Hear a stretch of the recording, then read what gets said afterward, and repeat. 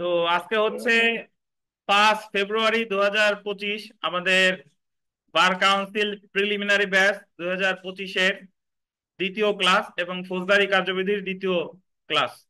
আজকে আমরা আলোচনা করব ফৌজদারি কার্যবিধির ধারা 6 থেকে। তো 6 থেকে আলোচনা করার আগে আমি একটু আপনাদের গত ক্লাসে আমরা কি আলোচনা করেছিলাম সেটা একটু সংক্ষেপে বলি। যে ফৌজদারি কার্যবিধি হচ্ছে ফৌজদারি মামলার ক্ষেত্রে একটা পদ্ধতিগত আইন। এই আইন সর্বপ্রথম পাশ করা হয় 1861 সালে। পরবর্তীতে 1872 এবং 1882 সালে এটা আবার সংস্কার করা হয়। এবং 1882 সালে তখন ভারতীয় ম্যাজিস্ট্রেটদের প্রেসিডেন্সি শহরে বিচারিক ক্ষমতা দেওয়া হয়। এবং সর্বশেষ আমরা বর্তমানে যে ফৌজদারি কার্যবিধিটা আমরা পড়ব, এটা পাশ হয় 22 মার্চ 1898 এবং কার্যকর হয় আপনার 1 জুলাই 1898। তো এই ফৌজদারি কার্যবিধিতে 565টা ধারা রয়েছে, 5টি তফসিল রয়েছে। এবং এই 565টা ধারায় যে কথাগুলো বলা হয়েছে সেই কথাগুলো একটু ব্যাখ্যা করা হয়েছে কিসের তফসিলে। তফসিলে 5টা তফসিলের মধ্যে প্রথম তফসিলটা হচ্ছে বাতিল। দ্বিতীয় তফসিলে আছে 8টা কলাম, যেখানে প্রথম কলামে বলা আছে পেনাল কোডের অধীন ধারা, দ্বিতীয় কলামে আছে ওই ধারায় কি অপরাধ আছে, তৃতীয় কলামে আছে ওয়ারেন্ট ছাড়া গ্রেফতার করতে পারবে কি পারবে না, চতুর্থ কলামে আছে ওয়ারেন্ট অথবা সমন, পঞ্চম কলামে আছে জামিন যোগ্য নাকি জামিন অযোগ্য, ষষ্ঠ কলামে আছে আপোষযোগ্য নাকি আপোষ অযোগ্য, সপ্তম কলামে আছে শাস্তি, অষ্টম কলামে আছে ফৌজদারি কার্যবিধির অধীন কোন আদালত কর্তৃক বিচার যোগ্য। তৃতীয় কলামে তৃতীয় তফসিলে আছে ম্যাজিস্ট্রেটদের সাধারণ ক্ষমতা, কোন কোন ম্যাজিস্ট্রেট, বিচারিক ম্যাজিস্ট্রেট এবং নির্বাহী ম্যাজিস্ট্রেট। তৃতীয় তফসিলে যা আছে সেই সম্পর্কে বিস্তারিত আলোচনা করা হয়েছে 36 ধারায়। মানে বিস্তারিত তো না, 36 ধারায় বলছে, বিস্তারিত তৃতীয় তফসিলেই বলছে, আর সেটা সংক্ষেপে বলা হয়েছে 36 ধারায়। অপরদিকে চতুর্থ তফসিলে আছে ম্যাজিস্ট্রেটদের উপর আরোপিত অতিরিক্ত ক্ষমতা এবং কোন ধরনের ম্যাজিস্ট্রেট, বিচারিক এবং নির্বাহী, ধারা কত 37। এবং পঞ্চম তফসিলে আছে আপনার ফরম সমূহ, যেটা আছে 555 ধারায়। এছাড়া গতদিন আমরা সর্বশেষ যে বিষয়টা পড়েছিলাম সেটা পড়েছিলাম যে application of code of criminal procedure বা ফৌজদারি কার্যবিধির প্রয়োগ যোগ্যতা। আমরা 5-এর 1-এ ধারা 5 উপধারা 1-এ বলা আছে যে দণ্ডবিধির অধীন কোন অপরাধের তদন্ত অনুসন্ধান বা বিচারের ক্ষেত্রে ফৌজদারি কার্যবিধি প্রযোজ্য হবে। এটা হলো 5-এর উপধারা 1। এবং বিশেষ আইনের ক্ষেত্রে ফৌজদারি কার্যবিধি প্রযোজ্য হবে কি হবে না এই সম্পর্কে বলা হয়েছে 5-এর উপধারা 2, যেখানে বলা হয়েছে যদি বিশেষ আইনে ফৌজদারি কার্যবিধি প্রযোজ্যতা সম্পর্কে বলা থাকে তাহলে প্রযোজ্য হবে। যেরকম নারী ও শিশু নির্যাতন দমন আইন 2000, যৌতুক নিরোধক আইন 2018, এই সকল আইনের বলা আছে যে এই সকল আইনের ক্ষেত্রে ফৌজদারি কার্যবিধি প্রযোজ্য হবে। কিন্তু যদি কোনো বিশেষ আইনে তদন্ত অনুসন্ধান বা বিচারের আলাদা বিধিবিধান থাকে সেই ক্ষেত্রে ফৌজদারি কার্যবিধি প্রযোজ্য হবে না। যেমন দুর্নীতি দমন কমিশন আইন 2004। এছাড়া যদি কোনো আইনে লাগবে কি লাগবে না কিছুই প্রকাশ্য বলা নেই, তো সেই আইনের ক্ষেত্রে ফৌজদারি কার্যবিধি প্রযোজ্য হবে। এই আর কি আমরা 5 ধারা সম্পর্কে পড়েছিলাম। তো 5 ধারা পর্যন্ত আমরা আজকে আপনাদের একটা ক্লাস টেস্ট আছে। তো 5 ধারার মধ্যে 4 ধারা ইনক্লুডেড না। 5 ধারা বলতে আমরা কতদিন যা পড়ছিলাম সেটার উপরই আজকে ক্লাস টেস্ট অনুষ্ঠিত হবে। আবার আজকের ক্লাসে আমরা যা যা পড়বো হুবহু এইটার উপরে ক্লাস টেস্ট অনুষ্ঠিত হবে কি আগামী ক্লাস। ঠিক আছে, তো প্রতিদিন যেন বলার লাগে না যে পরীক্ষার রুটিন কি। ঠিক আছে, এখন থেকে প্রতিদিনের আজকের ক্লাসে যা পড়বো এই সম্পর্কে ক্লাস টেস্ট আগামী ক্লাস, এই আর কি। তো ধন্যবাদ। আমরা গতদিনের ক্লাসের একটু রিভিউ করে ফেললাম।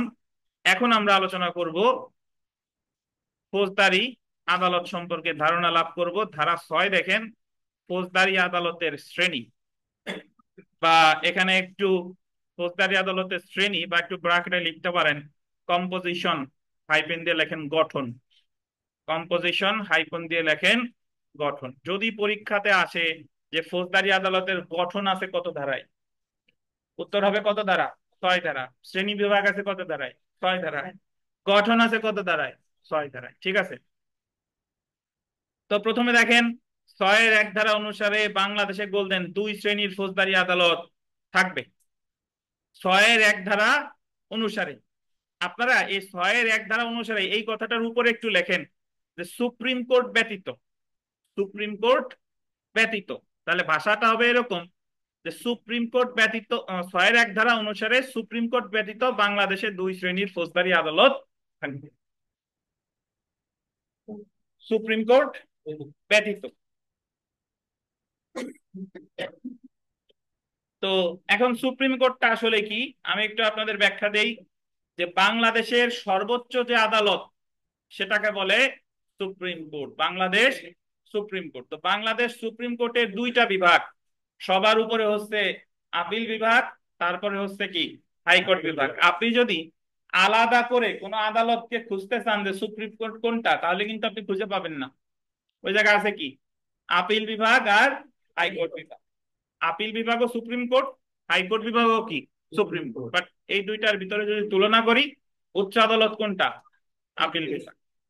তো বলতেছে যে সুপ্রিম কোর্ট ব্যতীত বাংলাদেশে 2 শ্রেণীর ফৌজদারি আদালত থাকবে, এই কথাটা বলেছে কত ধারায়? 6-1। এই 2 শ্রেণীর ফৌজদারি আদালত কি কি এটা একটু পরে আসতেছি।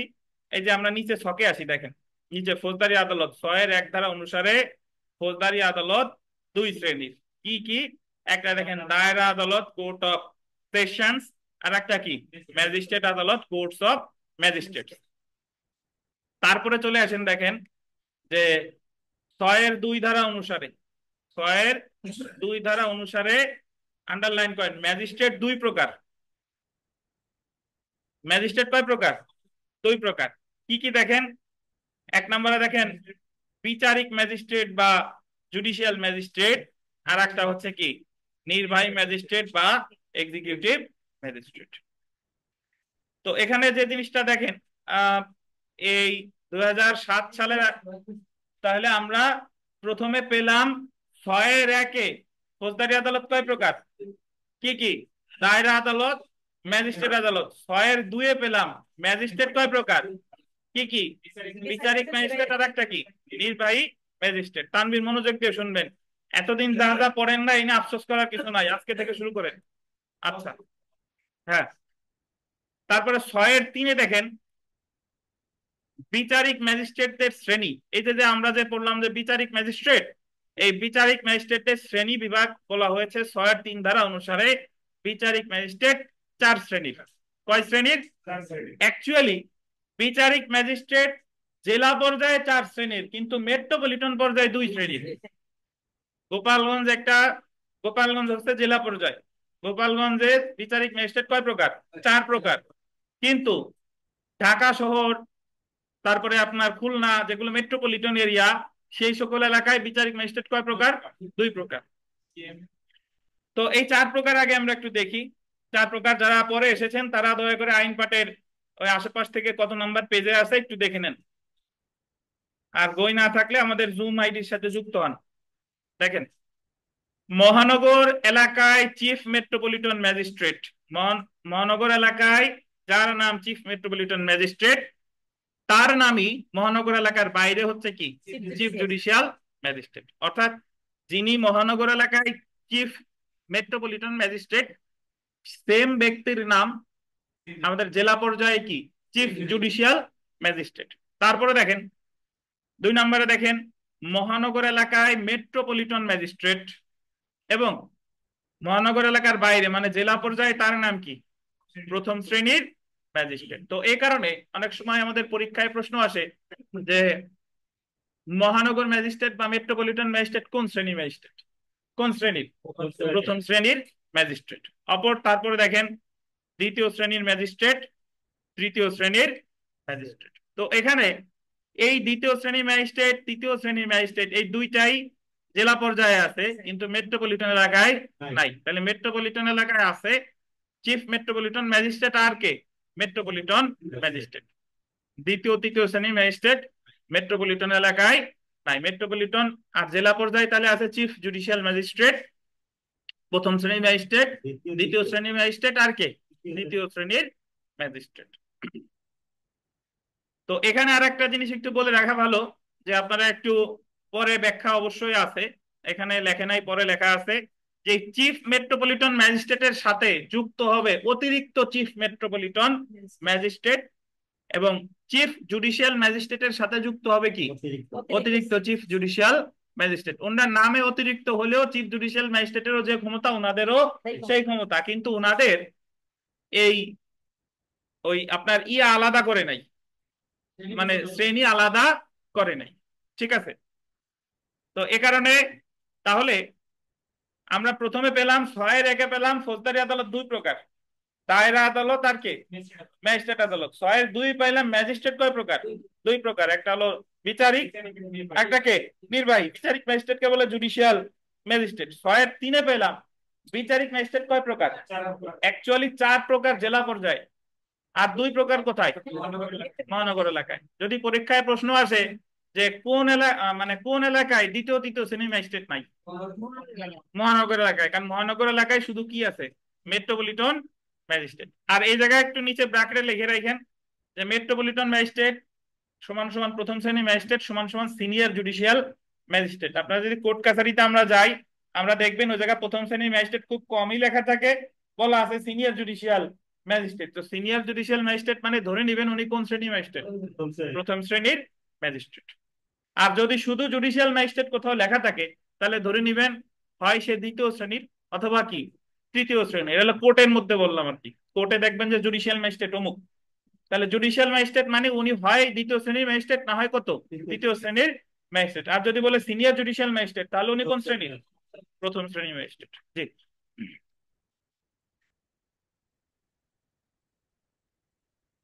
তাহলে যদি পরীক্ষায় প্রশ্ন আসে যে ফৌজদারি আদালতের কম্পোজিশন বা গঠন বা শ্রেণী বিভাগ সম্পর্কে আলোচনা করা হয়েছে কত ধারায়, 6 ধারায়। এখানে 2020 সালের পরীক্ষা একটা প্রশ্ন এসেছে দেখেন, বাংলাদেশে ফৌজদারি আদালত কয় শ্রেণীর। এই জায়গায় কিন্তু বলে নাই ম্যাজিস্ট্রেট কয় শ্রেণীর, বলছে আদালত কয় শ্রেণীর। কয় শ্রেণীর, 2 শ্রেণীর, একটা হলো দায়রা আদালত আর একটা কি ম্যাজিস্ট্রেট আদালত। 2 নাম্বার দেখেন, কোড অফ ক্রিমিনাল প্রসিডিওরের কোন ধারায় ফৌজদারি আদালত সমূহের শ্রেণী বিভাগ করা হয়েছে, কোন ধারায়, 6 ধারায়। যদি বলে কম্পোজিশন কয় ধারায়, 6 ধারায়। যদি বলে গঠন কত ধারা, 6 ধারা। জি, 3 নম্বর প্রশ্নটা দেখেন, ফৌজদারি কার্যবিধিতে ম্যাজিস্ট্রেটকে প্রধানত কত প্রকারে ভাগ করছে। এটা কিন্তু বিচারিক ম্যাজিস্ট্রেট বলে নাই, এটা বলছে ম্যাজিস্ট্রেটকে। ম্যাজিস্ট্রেট কয় প্রকার, কি কি, বিচারিক ম্যাজিস্ট্রেট আর কে নির্বাহী ম্যাজিস্ট্রেট। ধন্যবাদ। তো এখানে ওই যে যে পেজটা পড়ে আসলাম এখানে একটু লেখা, আমরা ডান সাইডে একটা কথা বলা আছে, এটা একটু পড়ি নাই, এই ডান সাইডে একটু দেখেন। The code of criminal procedure amendment ordinance 2007-এর মাধ্যমে 6 ধারা প্রতিস্থাপন করা হয় এবং ধারাটি 2007 সালের 1 নভেম্বর হতে কার্যকর করা হয়। এই সংশোধনীর মাধ্যমে 2 শ্রেণীর ম্যাজিস্ট্রেট তথা বিচারিক ম্যাজিস্ট্রেট ও নির্বাহী ম্যাজিস্ট্রেটের পদ সৃষ্টি করা হয়। এটার অর্থ হলো 2007 সালের আগে আমাদের দেশে কোনো জুডিশিয়াল ম্যাজিস্ট্রেট ছিল না, সব ছিল নির্বাহী ম্যাজিস্ট্রেট। এবং নির্বাহী ম্যাজিস্ট্রেটরাই, এই যে আপনারা যারা কোর্টে যান দেখবেন এখন যারা 107 ধারার মামলা পরিচালনা করে বা 144-45 ধারার মামলা পরিচালনা করে, উনরাই এই কগনিজেন্স কোর্ট যা আছে সব উনরাই করতো। কিন্তু 2007 সালে বিচারিক ম্যাজিস্ট্রেট পদ সৃষ্টি করা হলে উনাদের শুধু দায়িত্ব দেওয়া হয় কি ফৌজদারি কার্যবিধির ওই যে 107 থেকে 110 আর 144-145, উনাদের এখন আর কোনো বিচারিক ক্ষমতা নেই, এই আর কি। তো পরীক্ষায় যদি প্রশ্ন আসে যে বিচারিক ম্যাজিস্ট্রেট পদ সৃষ্টি করা হয় কত সালে, 2007 সালে। জি,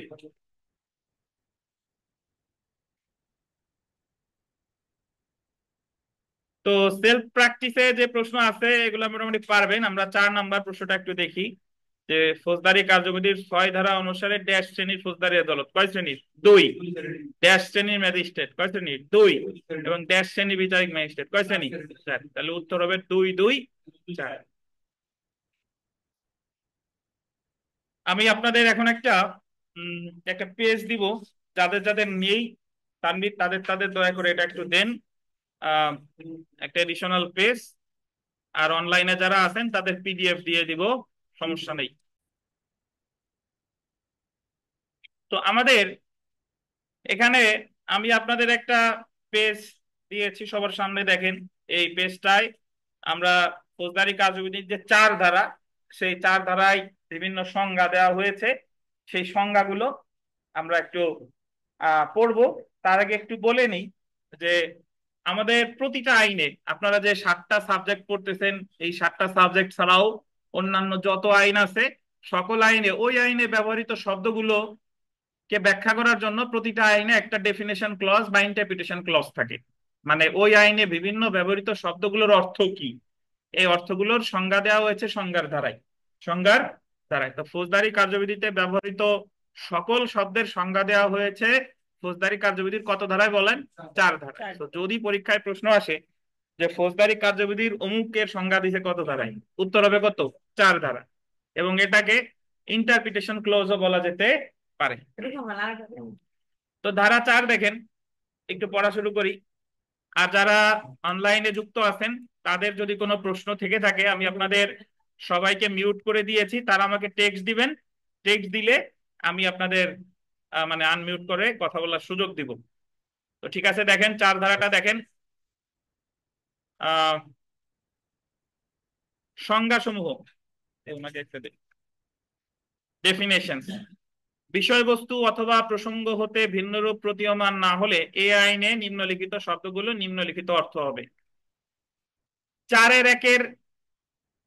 4 উপধারা 1 উপধারা এ, বা বাংলায় যদি লেখেন তাহলে এর যে স্মল লেটার এ, সেখানে হবে কি? ক।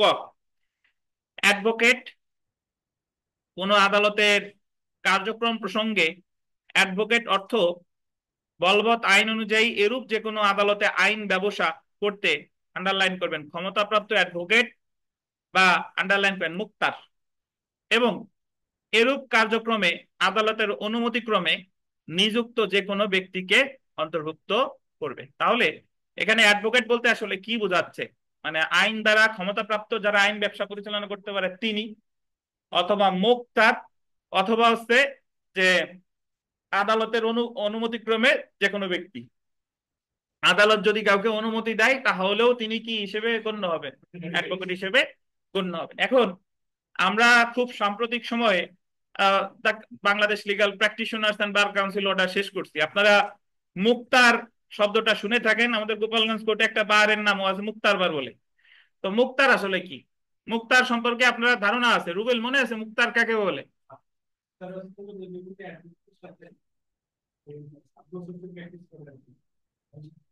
অ্যাডভোকেটের সাথে যদি কেউ 7 বছর প্র্যাকটিস করে, তাহলে তার আর এলএলবি ডিগ্রির দরকার নাই, সে সরাসরি বাংলাদেশ বার কাউন্সিলে কি দিতে পারবে? পরীক্ষা দিতে পারবে। পরীক্ষা দিয়ে সে অ্যাডভোকেট হতে পারবে। তাহলে বলা যেতে পারে যে যারা অ্যাডভোকেট হিসেবে প্র্যাকটিস করতেছে কতদিন? 7 বছর, তাদেরকে কি বলা যেতে পারে? মুক্তার। যদিও এই বিধানটা এখন আর কার্যকর নাই, কিন্তু বাতিল করে নাই। যাই হোক, তাহলে ফৌজদারি কার্যবিধি অনুসারে মুক্তারও একজনকে অ্যাডভোকেট। এবং আমাদের ফৌজদারি কার্যবিধির 4-1 সংজ্ঞা দিছে হলো অ্যাডভোকেটের, একটু লিখে রাখতে পারেন। দেওয়ানি কার্যবিধির 2-15, 2 কত? সিপিসির 2 ব্র্যাকেটে 15, প্লিডার, ওখানে বলছে প্লিডার।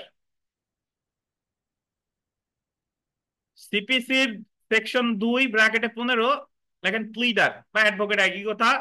আর 2 ব্র্যাকেটে 7 দিয়ে লেখেন সরকারি উকিল। 2 ব্র্যাকেটে 7 দিয়ে লেখেন সরকারি উকিল। লিখছেন? আর বার কাউন্সিল অর্ডারের লেখেন অনুচ্ছেদ 2 ব্র্যাকেটে এ। বার কাউন্সিল অর্ডারের কথা দিয়ে লেখেন অনুচ্ছেদ 2 ব্র্যাকেটে এ।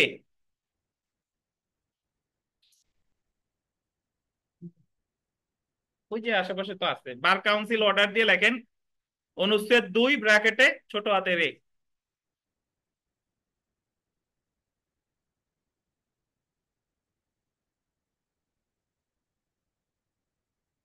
তাহলে আপনাদের যে 7টা সাবজেক্ট আছে, এর মধ্যে অ্যাডভোকেটের সংজ্ঞা আছে ফৌজদারি কার্যবিধির 4-1 অ্যাডভোকেটের সংজ্ঞা আছে দেওয়ানি কার্যবিধির 2-15। এছাড়া সরকারি উকিল, গভর্নমেন্ট লিডার, জিপি বলে, এটা আছে 2-7, 2-7। আর এছাড়া Bangladesh Bangladesh legal practitioners and bar council order 1972-এর 2 কত? এ অনুচ্ছেদে অ্যাডভোকেটের সংজ্ঞা দেওয়া হয়েছে। বুঝতে পারছেন?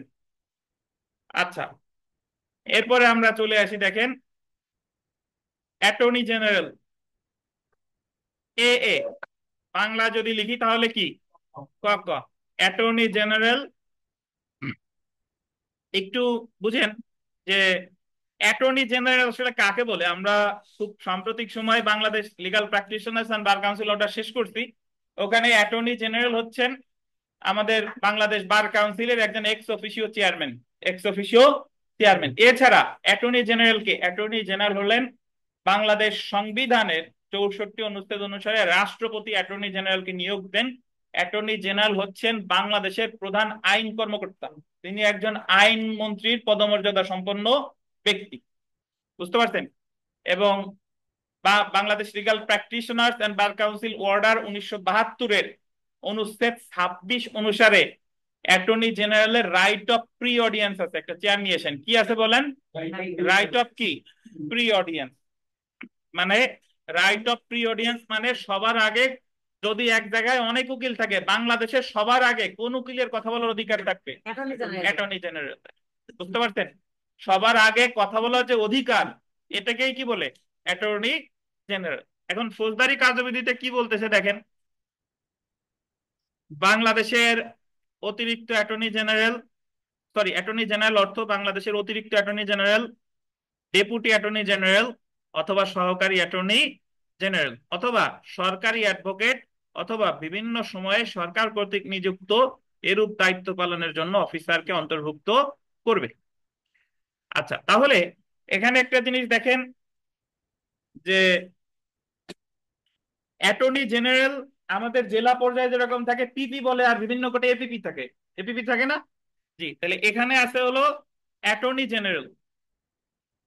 তারপরে পদটা হচ্ছে কি, অতিরিক্ত অ্যাটর্নি জেনারেল মানে এডিশনাল অ্যাটর্নি জেনারেল। তারপরে হচ্ছে কি, ডেপুটি অ্যাটর্নি জেনারেল।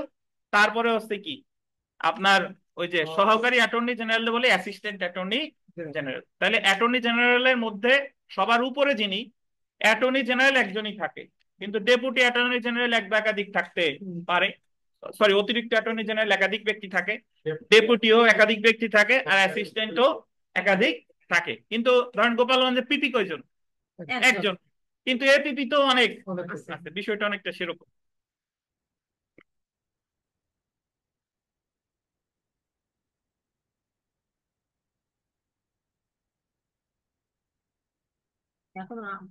আচ্ছা, কানন সাহেব প্রশ্ন করেন। আমি আনমিউট করে আর ইয়ে দিছি, কি প্রশ্ন আছে বলেন। স্যার, অ্যাটর্নি জেনারেল আর আপিল বিভাগের বিচারক কে সিনিয়র স্যার? আপিল বিভাগের বিচারক। উনি মানে অ্যাটর্নি জেনারেল তো আইন মন্ত্রীর পদমর্যাদা সম্পূর্ণ, আর আপিল হ্যাঁ, বিভাগের বিচারক কি হ্যাঁ, পদমর্যাদা এটা স্যার? এটা আপনারা ওই আহ, আমাদের গুগলে গিয়ে রাইট অফ মানে মানে ওয়ারেন্ট অফ প্রিসিডেন্স লিখে সার্চ দিয়েন, তো ওখানে লিখলে চলে আসবে। সেই সিনিয়রিটির ভিত্তিতে আপিল বিভাগের বিচারক ওনার পদমর্যাদার উপরে, দেখেন। বুঝতে পেরেছি স্যার, থ্যাংক ইউ স্যার। জি। তো আমরা এখন চলে আসি, তাহলে আমরা 4-এর 1-এর এতে পেলাম কি বলেন? অ্যাডভোকেট। 4-এর 1-এর এতে পেলাম কি? Attorney general. এবং এখান থেকে পরীক্ষার প্রশ্ন কিভাবে হতে পারে যে অ্যাটর্নি জেনারেল বলতে নিম্নের কাকে বোঝাবে, কাকে বোঝাবে না? অ্যাটর্নি জেনারেল বলতে অতিরিক্ত অ্যাটর্নি জেনারেলও বোঝায়, ডেপুটি অ্যাটর্নি জেনারেলও বোঝায়, অ্যাসিস্ট্যান্ট অ্যাটর্নি জেনারেলও বোঝায়, আবার সরকার কর্তৃক নিযুক্ত কোনো অফিসারকেও বোঝায়।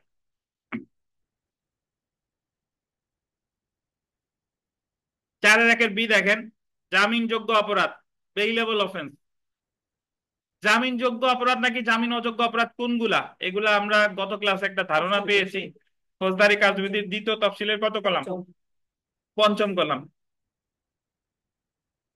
বেইলেবল অফেন্স বা জামিনযোগ্য অপরাধ অর্থ সেই সমস্ত অপরাধ যা 2য় তফসিলে জামিনযোগ্য বলে দেখানো হয়েছে। 2য় তফসিলের কত কলাম?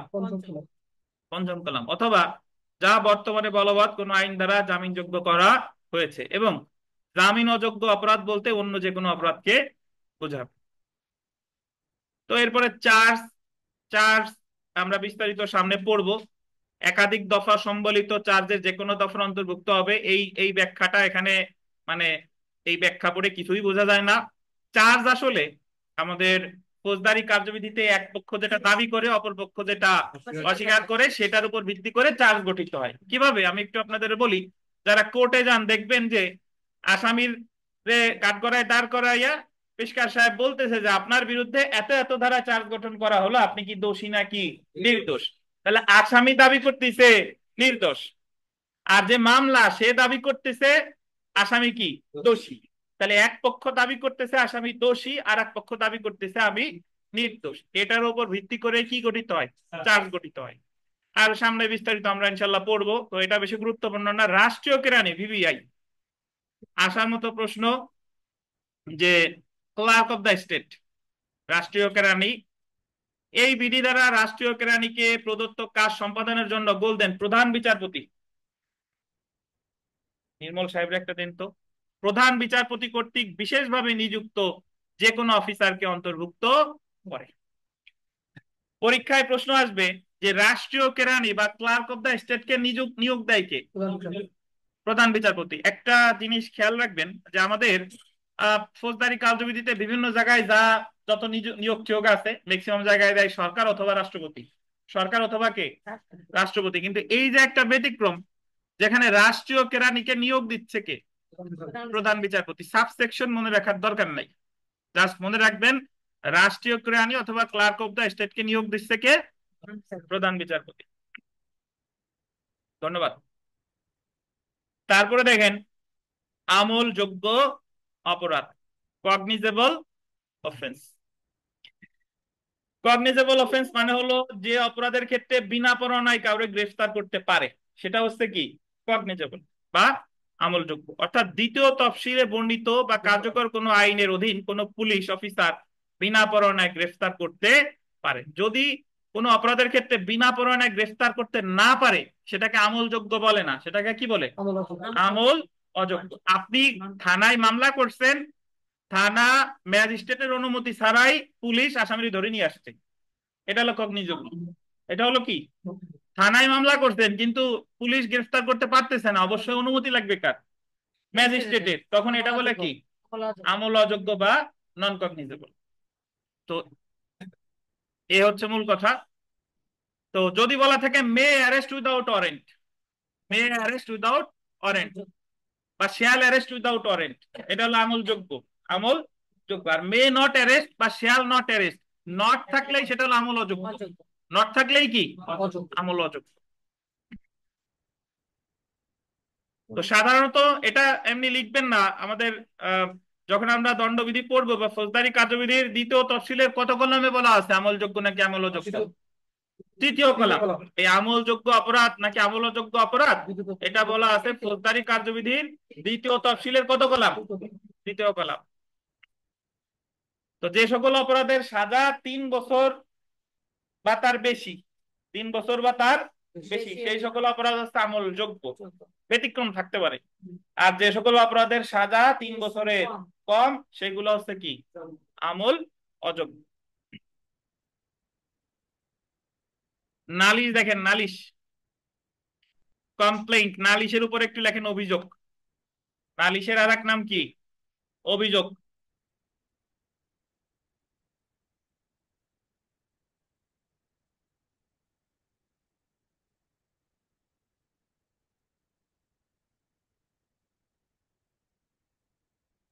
আচ্ছা একটু শুনেন, আমাদের ফৌজদারি কার্যবিধিতে আমরা সামনে দেখব পড়ব যে মামলা দুই জায়গায় করা যায়, মামলা দুই জায়গায় করা যায়, একটা হলো থানায় আর একটা হচ্ছে কোথায়, কোর্টে বা ম্যাজিস্ট্রেটের কাছে। তো কোর্টে যে মামলাটা করে, যে লিখিত যে ডকুমেন্টের মাধ্যমে, সেটাকে বলে নালিশ বা অভিযোগ, ইংরেজিতে বলে কমপ্লেইন্ট। কি বলে, কমপ্লেইন্ট। ওই যে বলে সিআর মামলা, সিআর মামলা মানে হচ্ছে CR case, complaint registered case, ওই সি অর্থ হলো কমপ্লেইন্ট, সি অর্থ কি কমপ্লেইন্ট। তার মানে নালিশ বা কমপ্লেইন্ট অর্থ ম্যাজিস্ট্রেট কর্তৃক এ আইন অনুসারে ব্যবস্থা গ্রহণের উদ্দেশ্যে তার নিকট বলতেন মৌখিক অথবা গোল দিবেন লিখিতভাবে এই মর্মে অভিযোগ করা যে, এ জায়গায় জ্ঞাত হবে, জ্ঞাত, জোত লেখা না, হবে জ্ঞাত। হ্যাঁ, গয়জ ফালানা, কয় দফলা কে বললেন?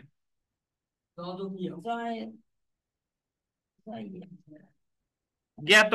জ্ঞাত হচ্ছে বর্গীয় জর সাথে ইও যোগ করলে হয়েছে জ্ঞাত, যুক্তাক্ষর। জ্ঞাত অথবা অজ্ঞাত, এটা বলতেন অজ্ঞাত। কোন ব্যক্তি একটি অপরাধ সংগঠিত করেছে, কিন্তু আন্ডারলাইন করবেন, এতে পুলিশ অফিসারের রিপোর্ট অন্তর্ভুক্ত হবে না। এই জায়গা থেকে প্রশ্ন আসে। সর্বশেষ যে পরীক্ষা হয়েছে 2023 সালে, এখান থেকে প্রশ্ন এসেছে। তাহলে এখানে আমি গোল দিতে বলছিলাম যে নালিশ করে কার কাছে ভাই? ম্যাজিস্ট্রেটের কাছে। মৌখিক ভাবেও করা যায়, আবার কি লিখিত ভাবেও করা যায়। বাট বাস্তবে, বাস্তবে এই নালিশটা এই নালিশটা এখন আর কোর্টে করা যায় লিখিত ভাবে। মৌখিক ভাবে কি ম্যাজিস্ট্রেটের কাছে কোনো নালিশ করা যায়? জি। মানে আইনে বিধান আছে, কিন্তু আমাদের কোর্টে এখন আর এই নিয়ম নাই, কারণ মামলা এই পরিমাণ চাপ হয়েছে। মৌখিক ভাবে নিলে, লিখিত ভাবে নিয়েই তো হচ্ছে না। তো কিন্তু পরীক্ষায় আসলে যদি পরীক্ষায় প্রশ্ন আসে যে নালিশ কিভাবে দায়ের করা যায়, মৌখিক অথবা লিখিত, মৌখিক এবং লিখিত নাকি, মৌখিক অথবা লিখিত। তারপরে বলছে নালিশ কার বিরুদ্ধে দায়ের করা যায়? জ্ঞাত অথবা অজ্ঞাত ব্যক্তি। জ্ঞাত মানে হলো, বললেন যে আমার মুরগি অমুক অমুক অমুক চুরি করছে, মামলা করলেন, এটা হলো জ্ঞাত। আর অমুক অমুক অমুক চুরি করছে, সাথে আরো 10-12 জন ছিল, দেখতে পারি নাই, এরা হলো কি অজ্ঞাত। তার মানে নালিশ জ্ঞাত ব্যক্তির বিরুদ্ধেও করা যায়, নালিশ কি অজ্ঞাত ব্যক্তির বিরুদ্ধেও করা যায়। নালিশ লিখিতও হতে পারে, অলিখিত মৌখিকও হতে পারে। নালিশ করবে কার কাছে? ম্যাজিস্ট্রেটের কাছে। আচ্ছা, আমাদের 2023 সালের পরীক্ষায় প্রশ্ন এসেছে নালিশ বলতে নিম্নের কোনটি বোঝাবে না? উত্তর হবে পুলিশ অফিসারের রিপোর্ট। পুলিশ অফিসারের রিপোর্ট। পুলিশ যে চার্জশিট দেয়, পুলিশ যে ফাইনাল রিপোর্ট দেয়, পুলিশ যে তদন্ত প্রতিবেদন দেয়, এগুলা কিন্তু নালিশ বলে গণ্য হবে না। সহজ কথা। আচ্ছা, এরপরে আমরা চলে এসে দেখেন দায়রা আদালত, court of session. Court of session subsection মনে রাখার আপনার দরকার নাই, জাস্ট মনে রাখেন দায়রা আদালতের ইংরেজি হচ্ছে কি? Court of session. বলতে মহানগর দায়রা আদালত অন্তর্ভুক্ত হবে। তিনটা স্টার বলতেছে যে গোপালগঞ্জে যার নাম দায়রা আদালত, ঢাকা শহরে তার নাম কি? মহানগর দায়রা আদালত। এটা বুঝাইছে। পরীক্ষায় প্রশ্ন আসবে যে দায়রা আদালত বলতে নিম্নের কোনটিকে বুঝাবে, নিম্নের কোনটিকে বুঝাবে না। বুঝতে পারছেন? তারপরে দেখেন 4-1 যেতে বলছে হাইকোর্ট বিভাগ, হাইকোর্ট ডিভিশন, অর্থ ফৌজদারি আপিল গোল্ডেন, আপিল গোল্ডেন অথবা গোল্ডেন রিভিশন গোল্ডেন, হাইকোর্ট বিভাগ। পরীক্ষায় প্রশ্ন আসবে যে হাইকোর্ট বিভাগ বলতে ফৌজদারি কিসের কিসের হাইকোর্ট বিভাগ বোঝায়? আপিল এবং রিভিশন, না কি আপিল অথবা রিভিশন। যাদের মনে হচ্ছে যে এবং আর অথবা তো একই, এবং আর অথবা এক না, যদি এবং থাকতো তাহলে আপিলও হওয়া লাগবে, রিভিশনও হওয়া লাগবে। আর অথবা মানে কি? যদি বলেন আমি চটপটি এবং ফুচকা খাবো, তার মানে কি বোঝায়? দুইটাই খাবেন। আর যদি বলেন যে আমি চটপটি অথবা ফুচকা খাবো, তার মানে কি খাবেন? যে কোনো একটা। তো দুইটা কিন্তু এক জিনিস না।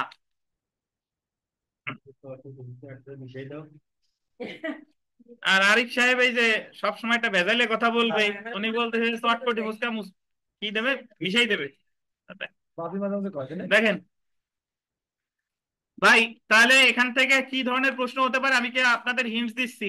আসতে পারে যে ক্লার্ক অফ দ্য স্টেট নিয়োগ দেয় কে? প্রধান বিচারপতি। আসতে পারে হাইকোর্ট বিভাগ বলতে ফৌজদারি কি কি বোঝায়, কি দেয়? আপিল অথবা কি রিভিশন। বুঝতে পারছেন? আচ্ছা, এখন আমরা দেখব অনুসন্ধান বা ইনকোয়ারি। অর্থ এই আইন অনুসারে বল দেবেন কোন ম্যাজিস্ট্রেট অথবা আদালত কর্তৃক পরিচালিত, গোল দিবেন বিচার ব্যতীত, এই শব্দটা গোল দিবেন, বিচার ব্যতীত সমস্ত অনুসন্ধান।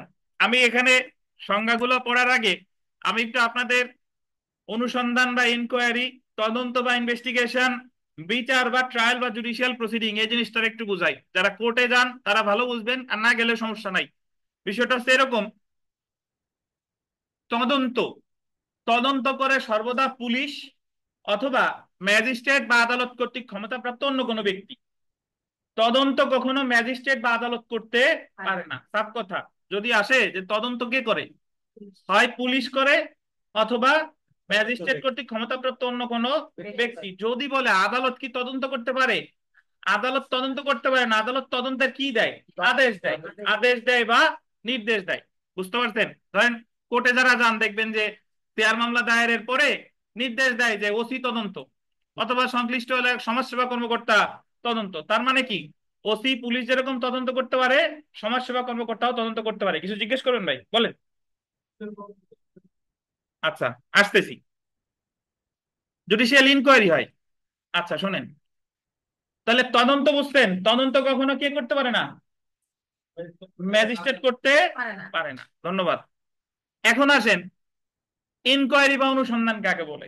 ইনকোয়ারি বা অনুসন্ধান আমাদের ফৌজদারি কার্যবিধির সংজ্ঞা অনুসারে ইনকোয়ারি করে হচ্ছে, অনুসন্ধান করে ম্যাজিস্ট্রেট অথবা আদালত।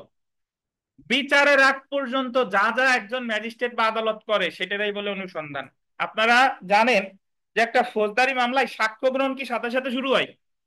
সাক্ষ্য গ্রহণ শুরু হয় যখন ওই মামলাটা আমলি আদালত থেকে বদলি হয়ে কোথায় যায়, বিচারিক আদালতে।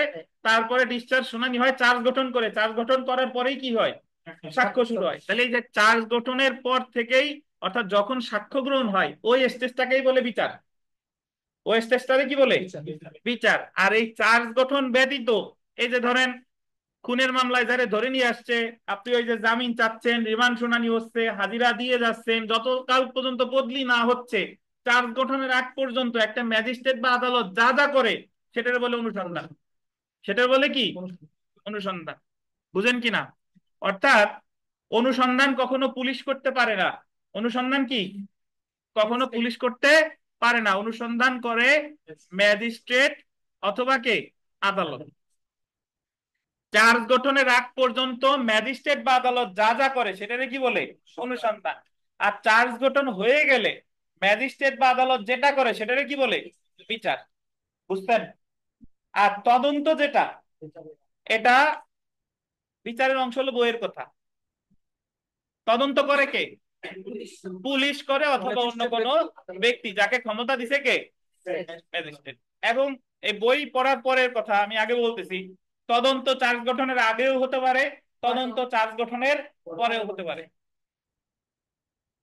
আপনাদের অনেকের মাথায় হয়তো বা আসতে পারে যে চার্জ গঠনের পরে আবার তদন্ত কেমনে হয়। আচ্ছা, সেটা পরের বিষয়। আমি বুঝাচ্ছি যে তদন্ত চার্জ, তাহলে আমরা আপাতত বুঝলাম যা তদন্ত করে কে, পুলিশ অথবা অন্য কোনো ব্যক্তি যারা ক্ষমতা দিছে কে, ম্যাজিস্ট্রেট। ফৌজদারি কার্যবিধি অনুসারে অনুসন্ধান করে কে, ম্যাজিস্ট্রেট অথবা আদালত। ফৌজদারি কার্যবিধি অনুসারে বিচার করে কে, ম্যাজিস্ট্রেট অথবা আদালত। কিন্তু চার্জ গঠনের আগে যা যা করে সেটাকে বলে অনুসন্ধান, আর চার্জ গঠনের পরে যা যা করে সেটাকে করে কি, বিচার। বুঝছেন? তাহলে ফৌজদারি কার্যবিধি অনুসারে আমাদের পুলিশ কখনো কি করতে পারে না, অনুসন্ধান করতে পারে না। এখন আমরা অনুসন্ধানের সংজ্ঞাটা আরেকবার পড়ি। অনুসন্ধান বা ইনকোয়ারি অর্থ এ আইন অনুসারে কোন ম্যাজিস্ট্রেট অথবা আদালত কর্তৃক পরিচালিত বিচার ব্যতীত সমস্ত অনুসন্ধান। এখানে একটু স্টার দিয়ে লেখেন যে পিআরবি, বড় হাতের পি, বড় হাতের আর, বড় হাতের বি, পিআরবি অনুসারে, স্টার দিয়ে এখানে লেখেন, পিআরবি অনুসারে পুলিশও অনুসন্ধান করতে পারে। পিআরবি অনুসারে পুলিশ ও অনুসন্ধান করতে পারে।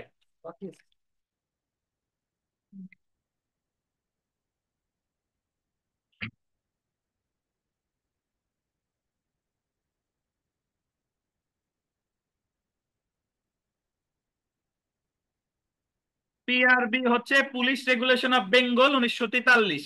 পুলিশরা যে তা অনুসরণ করে, পিআরবি মানে হলো পুলিশ রেগুলেশন অফ বেঙ্গল। এবং এই আইনটা অনুসারে হচ্ছে, এটা হচ্ছে 1943 সালের। এটা হলো পুলিশের সংবিধান বলা যেতে পারে। পুলিশ যা যা করে, যে এফআইআর করবেন, তদন্ত করবেন, যা যা আছে, পুলিশের আলাদা একটা বিধিবিধান আছে, সেটাকে বলে কি, পিআরবি। ধারাটা আমার এই মুহূর্তে মনে নাই, এটা 613 অথবা 673, আমি দেখে জানাবো আপনাদের। ওটা বিধি তো প্রবিধি। তো আপাতত এতটুকু বলি যে পিআরবি অনুসারে পুলিশও কি করতে পারে, অনুসন্ধান করতে পারে, কিন্তু আমাদের ফৌজদারি কার্যবিধি অনুসারে পুলিশ কিন্তু অনুসন্ধান করতে পারে না। ফৌজদারি কার্যবিধি অনুসারে অনুসন্ধান করে ম্যাজিস্ট্রেট অথবা আদালত।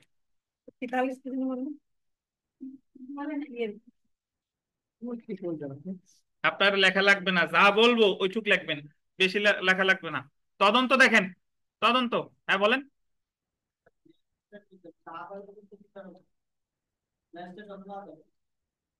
যে ম্যাজিস্ট্রেট সেই আদালত।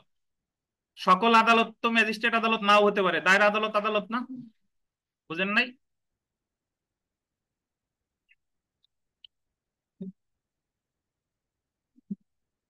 আর এই জায়গায় ম্যাজিস্ট্রেট বলতে বোঝাচ্ছে হচ্ছে জুডিশিয়াল ম্যাজিস্ট্রেট।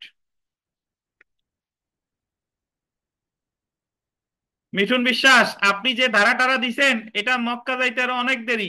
কেবল হচ্ছে পাসপোর্ট করা শুরু করছি গোপালগঞ্জ থেকে। উনি 156 1, 156 3, 157 দিচ্ছেন। আমি তো ওইভাবে পড়াইতে পারবো না এখন, এটা হলো একেবারেই, এখানে অনেকে আছে নতুন। আমরা ধরে নিচ্ছি যে কেউ কিছু পারেন না সেই বেসিক স্তর থেকে এটা পড়া। হ্যাঁ, নিউ কামার। দেখেন,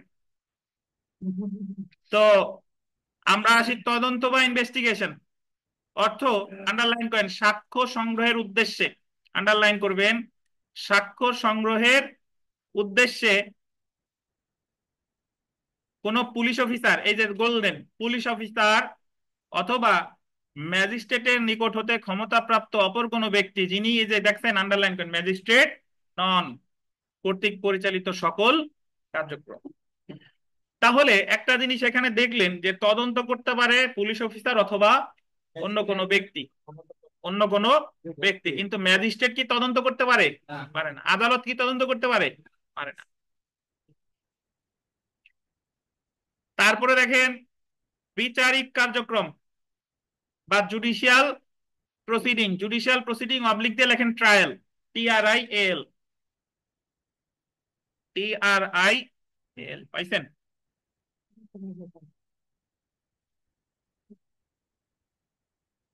বিচারিক কার্যক্রম বা জুডিশিয়াল প্রসিডিং এর আরেক নাম কি? ট্রায়াল। সেই সমস্ত কার্যক্রম অন্তর্ভুক্ত হবে যাতে আইনসঙ্গতভাবে, বলতেন, শপথ পূর্বক সাক্ষ্য গ্রহণ করা যেতে পারে। শপথ পূর্বক সাক্ষ্য গ্রহণ করা যেতে পারে। মানে ওই যে যে আপনারা যখন আদালতে যারা যান, কোর্টে যান, যে জবানবন্দি দিয়ে যাহা বলিব সত্য বলিব, সত্য বলিয়া মিথ্যা বলিব না, তারপরে তার জবানবন্দি নাই, তারপরে অপর আসামি পক্ষের আইনজীবী বা অপর পক্ষের আইনজীবী তারে কি করে? জেরা করে। জি, জি, ধন্যবাদ সুজন সরকার। ওই যে তো বলেছিলাম যে 613 অথবা 673, 613 বিধি আর কি, যাই হোক।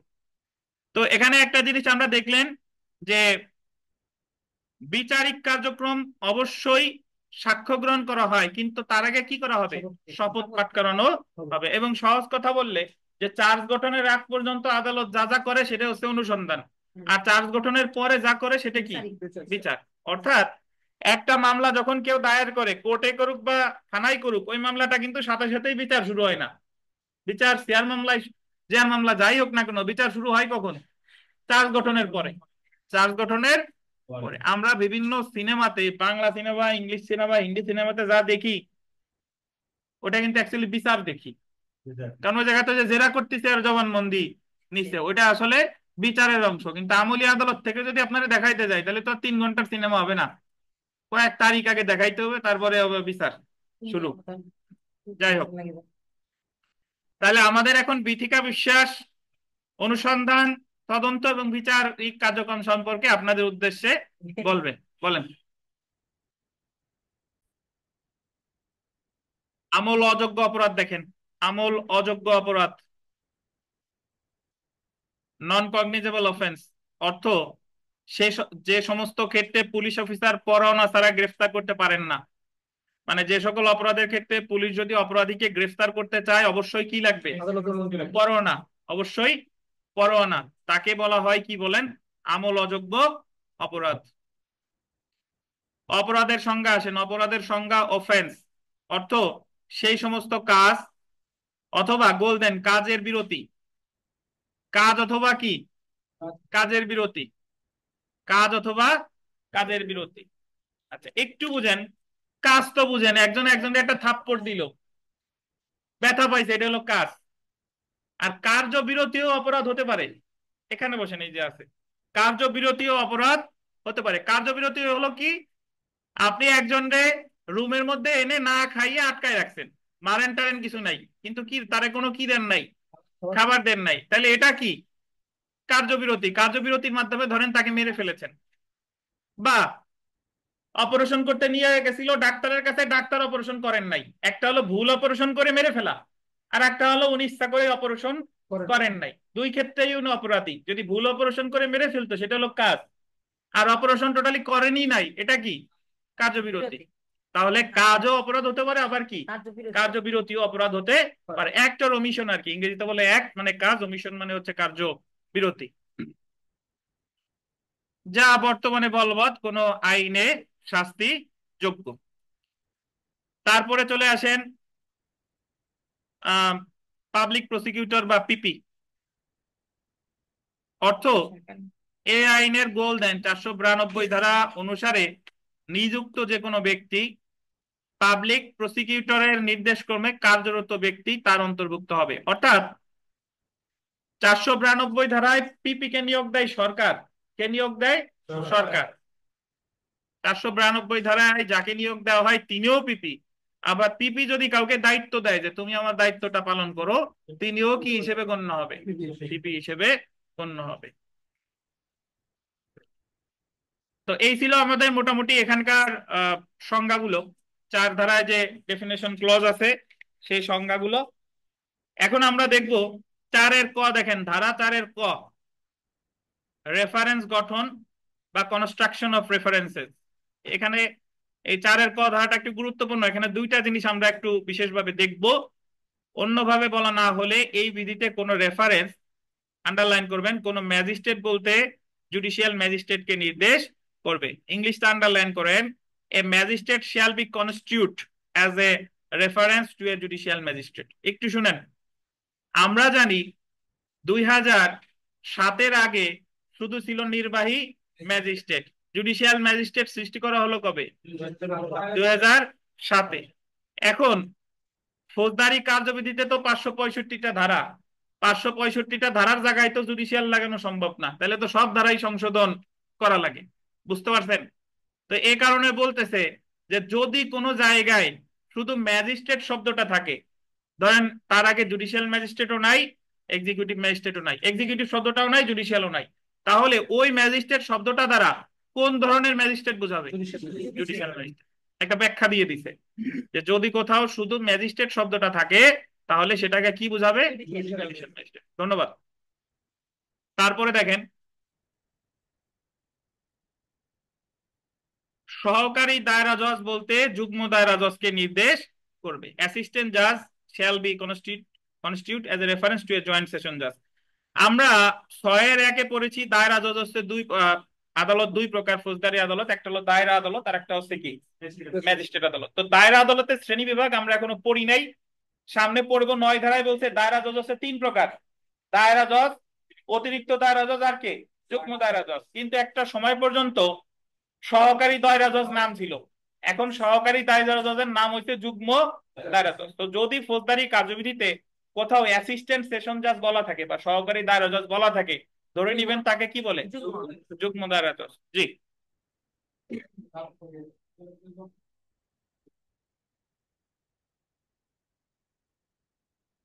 যুগ্ম দায়রা জজ। ঠিক আছে, আমরা পিছনে একটু যাই। আচ্ছা,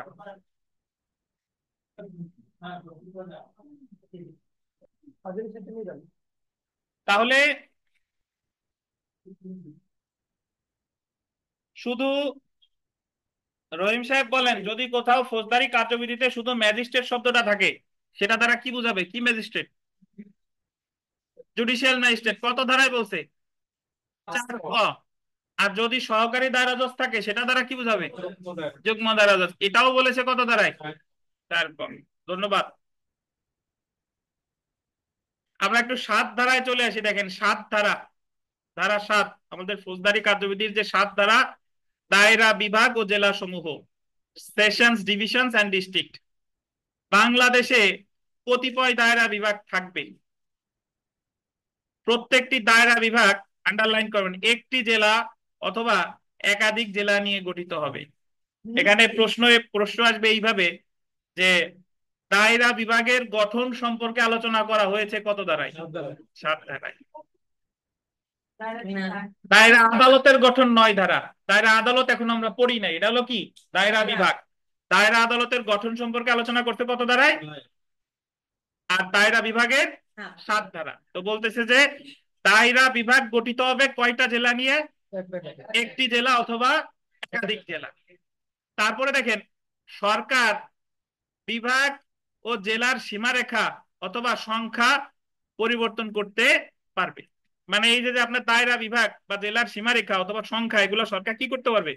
পরিবর্তন করতে পারবে। মহানগর এলাকা এই বিধির অধীন দায়রা বিভাগ হিসেবে গণ্য হবে, অর্থাৎ প্রতিটা মহানগর এলাকা এক একটা দায়রা বিভাগ হিসেবে গণ্য হবে। তাহলে আপনি এখান থেকে যেটা জানার আছে সেটা হলো যে দায়রা বিভাগের গঠন আছে কত ধারায়? 7 ধারা। আর দায়রা বিভাগ গঠিত হবে কয়টা জেলা নিয়ে? এক বা একাধিক জেলা নিয়ে। এতটুকু জানলেই হবে। 8 ধারায় চলে আসি আমরা। 8 ধারা, জেলাকে, দেখেন 8 ধারা, জেলাকে উপজেলা ইত্যাদিতে বিভক্ত বিভক্ত করার ক্ষমতা, power to divide districts into upazila. সরকার সরকারি গেজেট প্রজ্ঞাপন দ্বারা কোন জেলাকে একাধিক উপজেলায় বিভক্ত করতে পারে। অর্থাৎ সরকার যদি মনে করে যে কোন জেলারে আরো অনেকগুলো উপজেলা করা দরকার, তখন এটা করতে পারবে কে? সরকার। ধরেন গোপালগঞ্জে আমাদের থানা আছে কয়টা? 5টা। সরকার ইচ্ছা করলে এই থানা বাড়াতে পারবে কিনা? ফৌজদারি কার্যবিধির কত ধারায় বলছে? ধারায়। এবং উপজেলার সীমা নির্ধারণ বা পরিবর্তন বা একাধিক উপজেলাকে একটি উপজেলায় পরিণত করতে পারবে। সরকার ইচ্ছা করলে কোনো উপজেলার সীমা নির্ধারণ করতে পারে, অথবা 2 বা ততোধিক উপজেলারে নিয়ে একটা উপজেলা গঠন করতে পারে। যেরকম ধরেন, উদাহরণস্বরূপ যদি বলি যে আমাদের এখানে আছে টুঙ্গিপাড়া, কোটালীপাড়া, ইচ্ছা করলে এই 2টা উপজেলারে নিয়ে আর একটা নতুন কোন উপজেলার নাম দিতে পারবে কিনা বলেন? পারবে। কে পারবে? সরকার। কত ধারায়? 8 ধারায়। তাহলে আমরা 7 ধারায় পেলাম দায়রা বিভাগের গঠন। দায়রা বিভাগে কয়টা জেলা থাকবে? এক বা একাধিক। আর জেলাকে উপজেলায় বিভক্ত করবে, এটা আছে কত ধারায়? 8 ধারায়। এছাড়া উপজেলার সীমা নির্ধারণ বলেন বা একাধিক উপজেলাকে একটি উপজেলায় পরিণত করতে পারে, এইগুলাও আছে কত ধারায়? 8 ধারায়। ধন্যবাদ। তাহলে 6 ধারায় পেয়েছি আমরা 4 ধারা। দেখেন, আমরা 4 ধারায় পাইছি হচ্ছে কি? বিভিন্ন সংজ্ঞা। 4-এর কতে বলছে ব্যাখ্যা। 4-এর কতে কি? ব্যাখ্যা। যে ম্যাজিস্ট্রেট শব্দটা থাকলে বোঝাবে জুডিশিয়াল ম্যাজিস্ট্রেট, আর যদি সহকারী দায়রা জজ থাকে তাকে কি বোঝাবে? যুগ্ম। আর 5 ধারা আমরা কতদিন পড়ছি? 5-এ বলা আছে ফৌজদারি কার্যবিধির প্রয়োগ। 6 ধারা আছে ফৌজদারি কার্যবিধির মানে ফৌজদারি আদালতের গঠন। আর 7 ধারা আমরা পড়লাম দায়রা বিভাগের গঠন। আর 8 ধারায় কি পড়লাম? যে জেলাকে একাধিক উপজেলায় বিভক্ত করতে পারে বা একাধিক উপজেলাকে একটা উপজেলায় রূপান্তর করতে পারে। কে পারে? সরকার। ধন্যবাদ। আমরা ধারা 9-এ চলে আসি। দেখেন, দায়রা আদালত সমূহ, ধারা 9।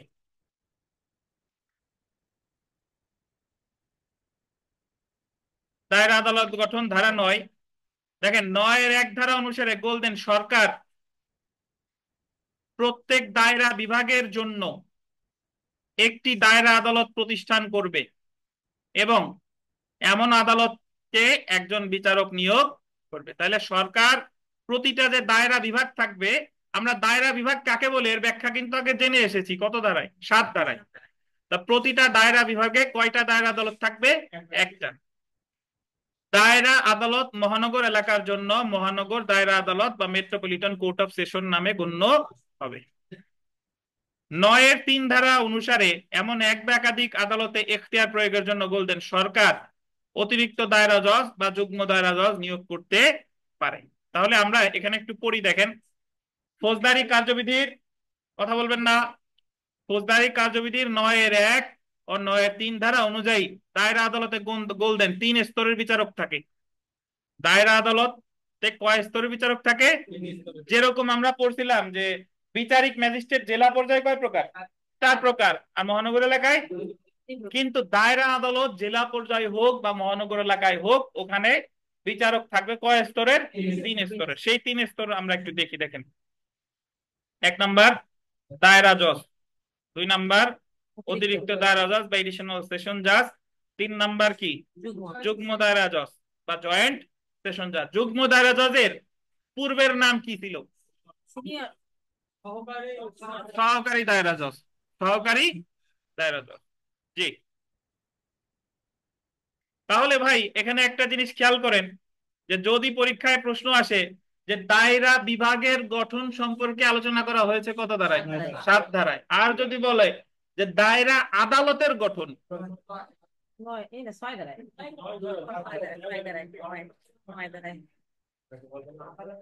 ঠিক আছে, দায়রা আদালতের গঠন 9 ধারায়, আর দায়রা বিভাগের গঠন কত ধারায়?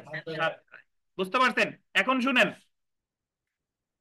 দায়রা আদালত ধরেন, দায়রা আদালতে 3 শ্রেণীর বিচারক থাকেন, সবার উপরে হচ্ছে দায়রা জজ, তারপরে হচ্ছে অতিরিক্ত দায়রা জজ, তারপরে কে? যুগ্ম দায়রা জজ। এখন দেখি আমাদের বাঁধন সাহেব বলেন তো, যে দায়রা জজ আর দায়রা আদালত এক কথা কিনা? এক কথা? তাহলে না, এক কথা যদি না হয় ব্যাখ্যা দেন। এক কথা? আচ্ছা, আচ্ছা, হোসেন ভাই আপনি বলেন, দায়রা আদালত আর দায়রা জজ এক কথা কিনা?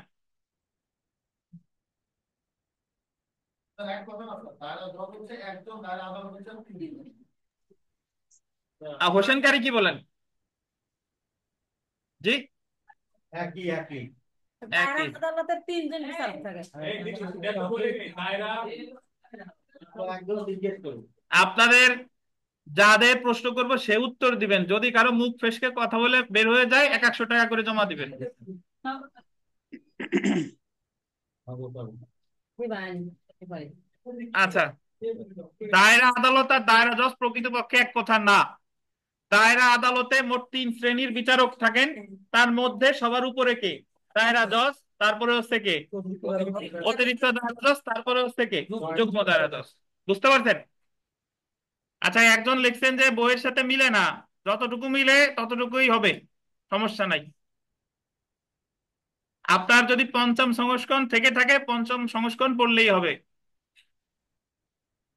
এত মেলার কাজ নাই।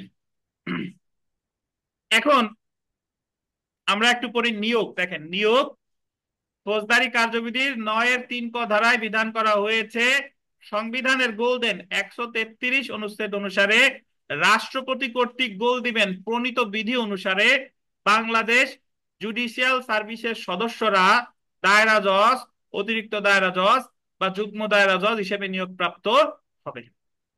অপরদিকে সংবিধানের গোল দিবেন 115 অনুচ্ছেদে বিধান করা হয়েছে, আন্ডারলাইন করবেন, বিচার বিভাগীয় পদে বা বিচার বিভাগীয় দায়িত্ব পালনকারী ম্যাজিস্ট্রেট পদে রাষ্ট্রপতি কর্তৃক উক্ত উদ্দেশ্যে প্রণীত, গোল দিবেন উক্ত উদ্দেশ্যে প্রণীত বিধিসমূহ।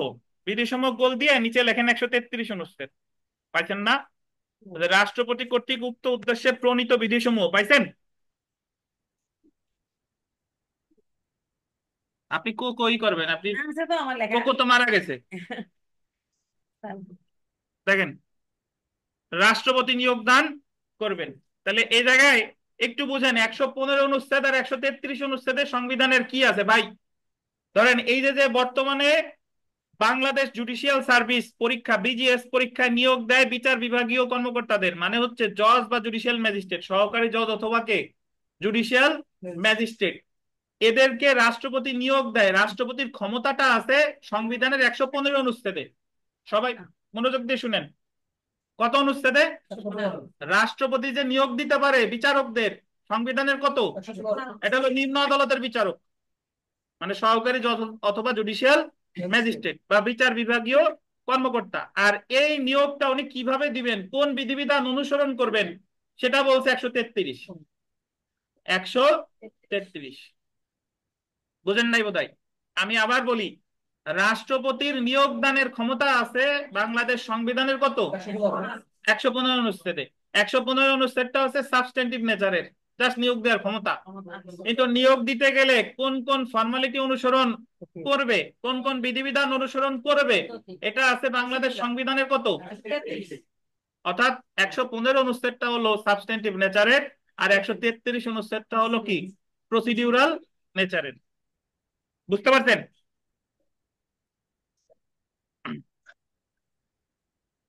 ধরেন একজন বলল, বিথিকা বিশ্বাস বলতেছে, ওনার ক্ষমতা আছে, উনি বলতেছে আমি বিরিয়ানি রান্না করতে পারি, এটা হলো 115। আর কোন কোন উপায়ে বিরিয়ানি রান্নাটা করবে, আগে কি দিবে না কি কি দিবে, যে প্রণালী, সেটা হলো কত, 133। 133। তাহলে আমরা সহজে বুঝলাম যে রাষ্ট্রপতি বিচার বিভাগীয় কর্মকর্তাদের নিয়োগ দিতে পারে বাংলাদেশ সংবিধানের কত অনুচ্ছেদ, 115 অনুচ্ছেদ। আর কোন কোন বিধি অনুসারে দিবে সেটা কত। এবার 115টা আর একবার পড়ি, দেখেন এবার বুঝবেন। বাংলাদেশ সংবিধানের 115 অনুচ্ছেদে বিধান করা হয়েছে, বিচার বিভাগীয় পদে বা বিচার বিভাগীয় দায়িত্ব পালনকারী ম্যাজিস্ট্রেট পদে রাষ্ট্রপতি কর্তৃক উক্ত উদ্দেশ্যে প্রণীত বিধিসমূহ।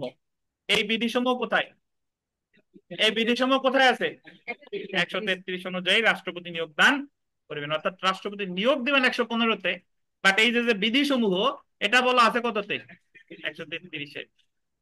তো ধন্যবাদ, আমাদের নামাজের একটু বিরতি, 10 মিনিট পরে আবার শুরু করব ইনশাল্লাহ।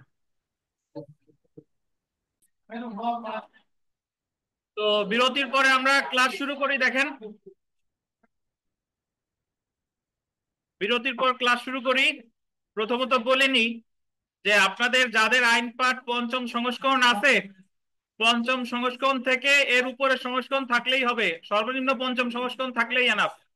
যাদের পঞ্চম সংস্করণ আছে তাদের আর নতুন বই কেনার দরকার নাই, হালকা 19-20 এদিক আছে, যেটা দরকার আপনাদের পুরাতন বইয়ের জন্য সেটা তো আমি আপনাদের প্রিন্ট করে দিয়ে দিই, বা আপনারা লিখে নিয়েন একটু, বা আমি বলে দিই যে এটা দরকার।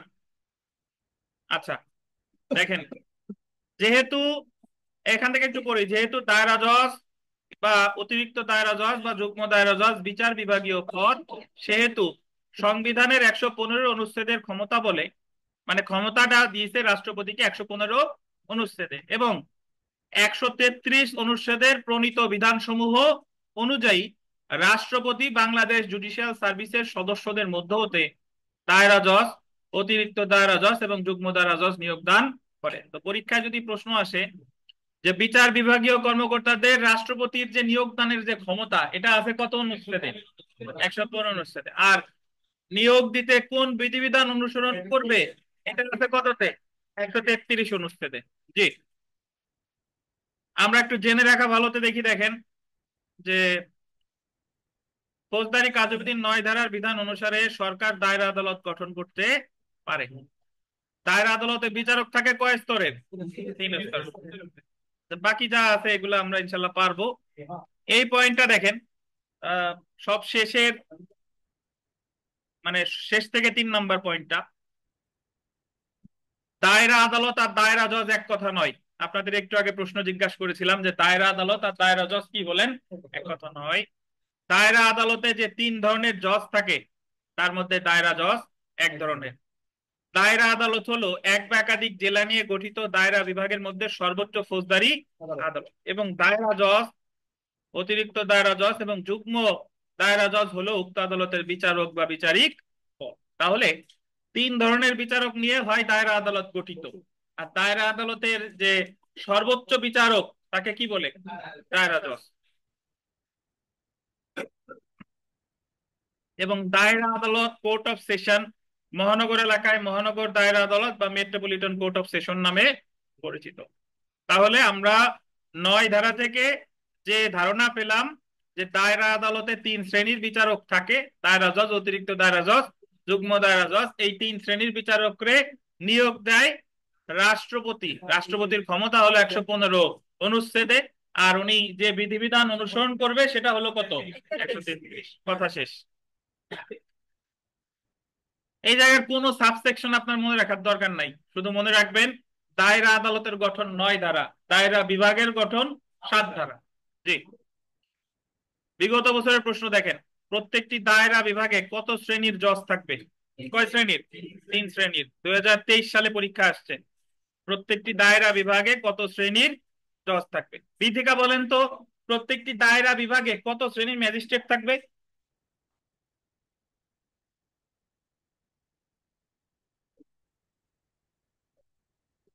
এই জায়গা তো ম্যাজিস্ট্রেট নাই, থাকবে কে? জজ। ম্যাজিস্ট্রেট থাকবে ম্যাজিস্ট্রেট আদালতে।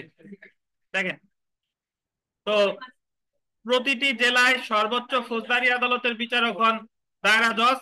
দায়রা আদালতে কয়টি স্তরের বিচারক থাকতে পারে? 3 স্তরের। একই ধরনের প্রশ্ন আমরা সরাসরি এখানে চলে আসি। দেখেন 4 নম্বর প্রশ্নটা, দেখেন 4 নম্বর প্রশ্নটা, যে সেলফ প্র্যাকটিসের 4, বিচার বিভাগীয় পদে বা বিচার বিভাগীয় দায়িত্ব পালনকারী ম্যাজিস্ট্রেট পদে নিয়োগ দেওয়ার গোল দেবেন ক্ষমতা আছে রাষ্ট্রপতির আছে কত অনুচ্ছেদে? 115 অনুচ্ছেদে।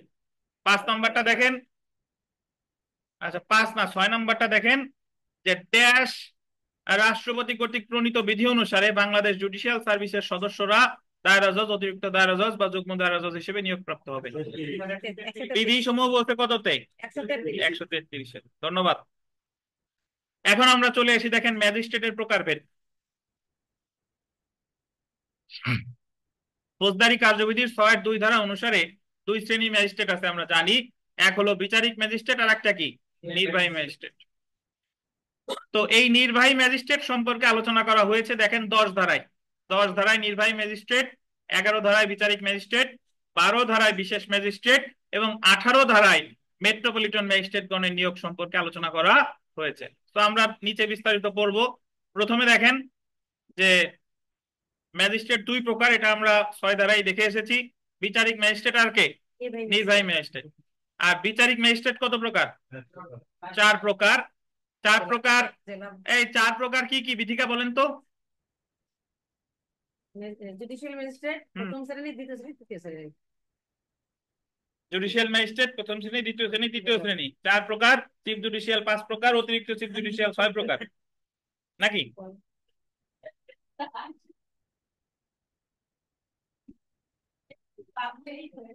আচ্ছা, ধন্যবাদ। দেখেন বিচারিক ম্যাজিস্ট্রেটের পদ সৃষ্টি, জুডিশিয়াল ম্যাজিস্ট্রেট, এটা আপনারা জানেন যে আমি একটু আগে বললাম যে বিচারিক ম্যাজিস্ট্রেট পদ, এই পদ সৃষ্টি করা হয় কত সালে? 2007 সালে। 7 সালের আগে বিচারিক ম্যাজিস্ট্রেট ছিল না।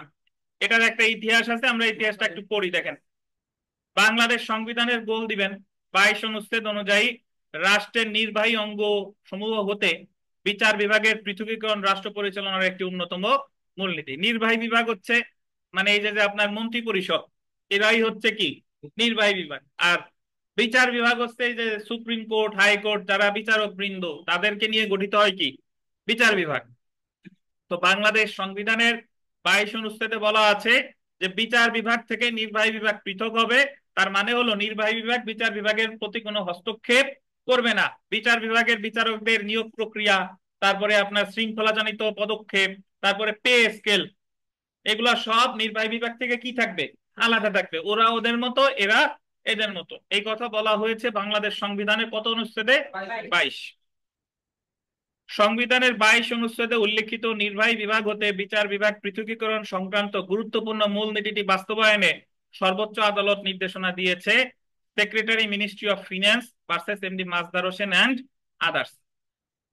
বিষয়টা হলো অনেকটা এরকম যে, খুব সংক্ষেপে যদি বলি, বহুবার বলা হয়েছে তারপরেও বলি যারা যারা নতুন আসছেন তাদের উদ্দেশ্যে, যে একটা সময় পর্যন্ত 2007 সালের আগে আমাদের দেশে বিচারিক ম্যাজিস্ট্রেট ছিল না। তাহলে নির্বাহী ম্যাজিস্ট্রেট নিয়োগ হলো বাংলাদেশ সিভিল সার্ভিস বিসিএস এর অ্যাডমিন ক্যাডারে যারা, তারা আপনার সহকারী কমিশনার পদে নিয়োগপ্রাপ্ত হয়, তাদেরও কিছু অংশ নির্বাহী ম্যাজিস্ট্রেট হয়। নির্বাহী ম্যাজিস্ট্রেটরা আগে বিচার কার্যক্রম পরিচালনা করত। তো নির্বাহী ম্যাজিস্ট্রেট হতে হলে আমাদের বিসিএস এ এমন কোনো বিধান নাই যে আপনাকে আইন নিয়েই পড়াশোনা করতে হবে। যে কোনো সাবজেক্ট থেকে সে পড়াশোনা করে যদি মেধা তালিকায় আসে তাহলে সে নির্বাহী ম্যাজিস্ট্রেট হতে পারে। অপরদিকে যারাই নির্বাহী ম্যাজিস্ট্রেট তারাই কি মামলার বিচার কার্যক্রম পরিচালনা করতো আগে। তো তাদের ধরেন একজন ছাত্র ইংলিশে অনার্স করছে বা যাই করুক না কেন অন্য কোনো সাবজেক্টে, সে যখন নির্বাহী ম্যাজিস্ট্রেট হয়ে বিচার কার্য পরিচালনা করতেছে, হয়তোবা বিচার কার্য পরিচালনা করার আগে সে নামে মাত্র একটা ট্রেনিং নিছে, কিন্তু তার কোনো এলএলবি ডিগ্রি নাও আগে থাকতে পারতো। এছাড়া বিচারকদের বেতন ভাতা পদোন্নতি শৃঙ্খলাজনিত সব কিছু আগে নিয়ন্ত্রিত হতো নির্বাহী বিভাগ দ্বারা, বিচার বিভাগের কিছু আলাদা ছিল না। তো যে কারণে মাজদার হোসেন এবং এরকম 200-র উপরে অবসরপ্রাপ্ত কয়েকজন জেলা জজ মিলে বাংলাদেশ সুপ্রিম কোর্টের হাইকোর্ট ডিভিশনে রিট করে সংবিধানের 22 অনুচ্ছেদকে চ্যালেঞ্জ করে, বলতেছে যে সংবিধানের 22 অনুচ্ছেদে বলা হয়েছে নির্বাহী বিভাগ থেকে বিচার বিভাগ পৃথক হবে, তো সরকারের উচিত নির্বাহী বিভাগ থেকে বিচার বিভাগ কি করা, পৃথক করা। তো ওনাদের ওই মামলা 95 সালে মামলা করলো, ওই মামলার রায় দেয় ধরেন 97 সালে। 97 সালে রায় দিলে এটার বিরুদ্ধে আবার আপিল হয়, আপিল বিভাগ চূড়ান্ত রায় দেয় 99 সালে। এবং 99 সালের যে রায় দেয় সেই রায়তে মাজদার হোসেনরা জয়লাভ করে, অর্থাৎ ওই রায়ে বলা হয় যে সরকার নির্বাহী বিভাগ থেকে বিচার বিভাগ কি করবে, পৃথক করবে। তো রায়টা দিয়েছে 1999 সালে, তখন আওয়ামী লীগ সরকার ক্ষমতায় ছিল, ওনারা 2001 সাল পর্যন্ত ক্ষমতায় ছিল। মনে পড়ে 1 অক্টোবর নির্বাচন হয়, 4 দলীয় ঐক্যজোট সরকার ক্ষমতায় আসে, তাহলে আওয়ামী লীগ সরকারও রায়ের কার্যকর করলো না, 4 দলীয় ঐক্যজোট 2001 থেকে 2006 পর্যন্ত থাকলো, তারাও নির্বাহী বিভাগ থেকে বিচার বিভাগ পৃথক করলো না। তারপরে জরুরি অবস্থায় যখন ফখরুদ্দিন মঈনুদ্দিন সাহেবরা ওনরা এই রায়ের বাস্তবায়ন করার জন্য ফৌজদারি কার্যবিধি সংশোধন করলেন, কিন্তু ওনরাও পুরো কাজটা শেষ করে যেতে পারে নাই। পরবর্তীতে যে আওয়ামী লীগ সরকার আবার ক্ষমতায় আসে 2008 সালের 31শে ডিসেম্বর, মহাজোট সরকার, তারা এসে 2009 সালে ফৌজদারি কার্যবিধি সংশোধন করে বিচারিক ম্যাজিস্ট্রেট পদটা সৃষ্টি করে। সংশোধন করলো কত সালে, 2009 সালে। 2009 সালে, কিন্তু এটার কার্যকারিতা দেখাইছে 2007 সালের 1 নভেম্বর। অর্থাৎ যখন কোনো আইন বর্তমানে তৈরি করে পূর্ব থেকে কার্যকর করা হয় সেটাকে ভূতাপেক্ষা আইন বলে, বা রেট্রোস্পেক্টিভ ইফেক্ট, রেট্রোস্পেক্টিভ ল। বুঝতে পারছেন? ভূতাপেক্ষা আইন মানে হলো আইন তৈরি করছে আজকে, কিন্তু বললো কার্যকর হবে কবে থেকে, আগে থেকে। বুঝতে পারছেন? তাহলে আমাদের ফৌজদারি কার্যবিধি সংশোধন করছে কবে থেকে, 2009, কিন্তু বললো কার্যকর হবে কবে থেকে, 2007 সালের 1 নভেম্বর। এ কারণে বলা হয় যে 7 সালের 1 নভেম্বর হচ্ছে বিচার বিভাগ পৃথকীকরণ দিবস। বুঝতে পারছেন? তো 7 সালের 1 নভেম্বর থেকে এখন আর যারা জুডিশিয়াল ম্যাজিস্ট্রেট হবে, জুডিশিয়াল ম্যাজিস্ট্রেট হতে হলে তাকে আইন নিয়ে পড়াশোনা করতে হবে, বিসিএস এর মাধ্যমে নিয়োগ দেওয়া হয় না। বাংলাদেশ জুডিশিয়াল সার্ভিস এবং এনাদের পে স্কেল, বেতন ভাতা এখন কি আলাদা। তো যাই হোক, তো এ কারণে এটাই হচ্ছে আপনার মাজদার হোসেন কেসের সংক্ষিপ্ত রূপ। আমরা একটু পড়ি, দেখেন। আপিল বিভাগ 1999 সালের 2 ডিসেম্বর রায় ঘোষণা করে এই মামলায় নির্বাহী বিভাগ হতে বিচার বিভাগ পৃথকীকরণের জন্য এবং বিচার বিভাগের স্বাধীনতার জন্য গোল দিবেন 12টি দফা নির্দেশনা প্রদান করা হয়। যদি কখনো পরীক্ষায় প্রশ্ন আসে, এইভাবে আসতে পারে যে বিচার বিভাগ পৃথকের যে মামলা, এটা কি নামে পরিচিত, secretary ministry of finance versus MD Masdar Hossain and others. এবং এই মামলায় কত দফা নির্দেশনা দেওয়া হয়, 12 দফা। আপনারা যারা এলএলবি পড়ছেন হয়তো বা এই কেসের ব্যাপারে বিস্তারিত পড়তেন আর কি। যাই হোক, জি। তো দেখেন, রাষ্ট্রের নির্বাহী অঙ্গসমূহ হতে বিচার বিভাগ পৃথকীকরণ মূলনীতিটির বাস্তবায়নের উদ্দেশ্যে ম্যাজিস্ট্রেটগণ নির্বাহী প্রকৃতির ও বিচার সংক্রান্ত কার্যগুলি পৃথক করা প্রয়োজন ছিল। এই উদ্দেশ্যে ফৌজদারি কার্যবিধি সংশোধন করতে, আন্ডারলাইন করবেন, 2007 সালের 11 ফেব্রুয়ারি তৎকালীন কেয়ারটেকার গভর্নমেন্ট এর আমলে গণপ্রজাতন্ত্রী বাংলাদেশ সংবিধানের 93-1 অনুচ্ছেদে প্রদত্ত ক্ষমতা বলে the code of criminal procedure amendment ordinance 2007 অধ্যাদেশ প্রণয়ন ও জারি করে। তাহলে বিচার বিভাগ মানে তৎকালীন যে কেয়ারটেকার গভর্নমেন্ট, এটা ফৌজদারি কার্যবিধি সংশোধন করে রাষ্ট্রপতির দ্বারা, রাষ্ট্রপতির অর্ডিন্যান্স দ্বারা। কি দ্বারা বলেন? সাধারণত আইন প্রণয়ন করে জাতীয় সংসদে, কিন্তু যখন জাতীয় সংসদ অধিবেশনরত থাকে না তখন যদি আইন তৈরি করার দরকার হয়, আইন তৈরি করে রাষ্ট্রপতি বাংলাদেশ সংবিধানের 93 অনুচ্ছেদের প্রদত্ত ক্ষমতা বলে। এবং রাষ্ট্রপতি যে আইন প্রণয়ন করে সেটা বলে অর্ডিন্যান্স। কি বলেন? ধরেন আমাদের বর্তমান বাংলাদেশ প্রেক্ষাপটে কোনো নির্বাচিত সরকার নাই বা জাতীয় সংসদের কোনো অধিবেশনও নাই, তাহলে এখন যত আইন তৈরি হবে কে তৈরি করবে? রাষ্ট্রপতি। সেই আইনগুলোর নাম হবে কি? অর্ডিন্যান্স। বুঝতে পারছেন? তো আবার অনেক কথা বলতে হয়, এই অর্ডিন্যান্স গুলা যখন নির্বাচিত সরকার আসবে সংসদের অধিবেশনের 1 মাসের মধ্যে তারা এই অর্ডিন্যান্স গুলো পাশ করতে হবে। তো তখন তারা ইচ্ছা করলে অনেক অর্ডিন্যান্স বাতিল করে দেয় আর অনেক কিছুরে আইনে পরিণত করে। যাই হোক, দেখেন এই অধ্যাদেশ বলে ফৌজদারি কার্যবিধি সংশোধন করে বিচারিক ম্যাজিস্ট্রেট পদ সৃষ্টি করা হয়।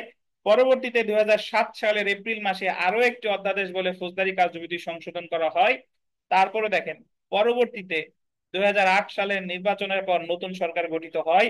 রাষ্ট্রের নির্বাহী অঙ্গসমূহ হতে বিচার বিভাগের পৃথকীকরণের মূলনীতি বাস্তবায়নের উদ্দেশ্যে নতুন পার্লামেন্টে নতুন করে the code of criminal procedure amendment act কত 2009 পাশ করে ফৌজদারি কার্যবিধি সংশোধন করে।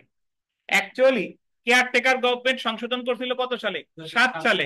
কিন্তু 7 সালে যেটা সংশোধন করছিল সেটারে আবার ওটারে কোর্টে 7 সালে ছিল অর্ডিন্যান্স। একটু আগে আপনাদের বললাম যে অর্ডিন্যান্স পাস করতে হয় কিসে? জাতীয় সংসদে। জাতীয় সংসদের। তারপরে দেখেন ওই অর্ডিন্যান্স হয়ে গেছে কি অ্যাক্ট 2009, মানে সরকার ওই অর্ডিন্যান্সে বৈধতা দিছে 2009 সালে। 2009 সালে 2009 সালের আইনের 1-2 ধারার বিধান করা হয়। এই আইনটি আন্ডারলাইন করবেন 1 নভেম্বর 2007 হতে কার্যকর হবে। পাশ করলো 9 সালে, কিন্তু কার্যকর হবে কবে থেকে? 1 নভেম্বর 2007। একই সাথে 2007 সালের অধ্যাদেশের অধীন গৃহীত সকল কার্যক্রমের বৈধতা 2009 সালের আইনের মাধ্যমে দেওয়া হয়। এই কারণে বলা হয় ফৌজদারি কার্যবিধিতে জুডিশিয়াল ম্যাজিস্ট্রেট সম্পর্কিত বিধান অন্তর্ভুক্ত করা হয় কবে থেকে? বলতেন 1 নভেম্বর 2007 থেকে। যদি পরীক্ষায় প্রশ্ন আসে যে বিচারিক ম্যাজিস্ট্রেট পদটি সৃষ্টি করা হয় কত সালে, যদি পরীক্ষায় প্রশ্ন আসে যে আপনার ফৌজদারি কার্যবিধি সংশোধন করা হয় কত সালে? 2009। কিন্তু এটা কার্যকর হয় কত সাল থেকে? 7 সাল থেকে। কার্যকর হয় 7 সাল থেকে।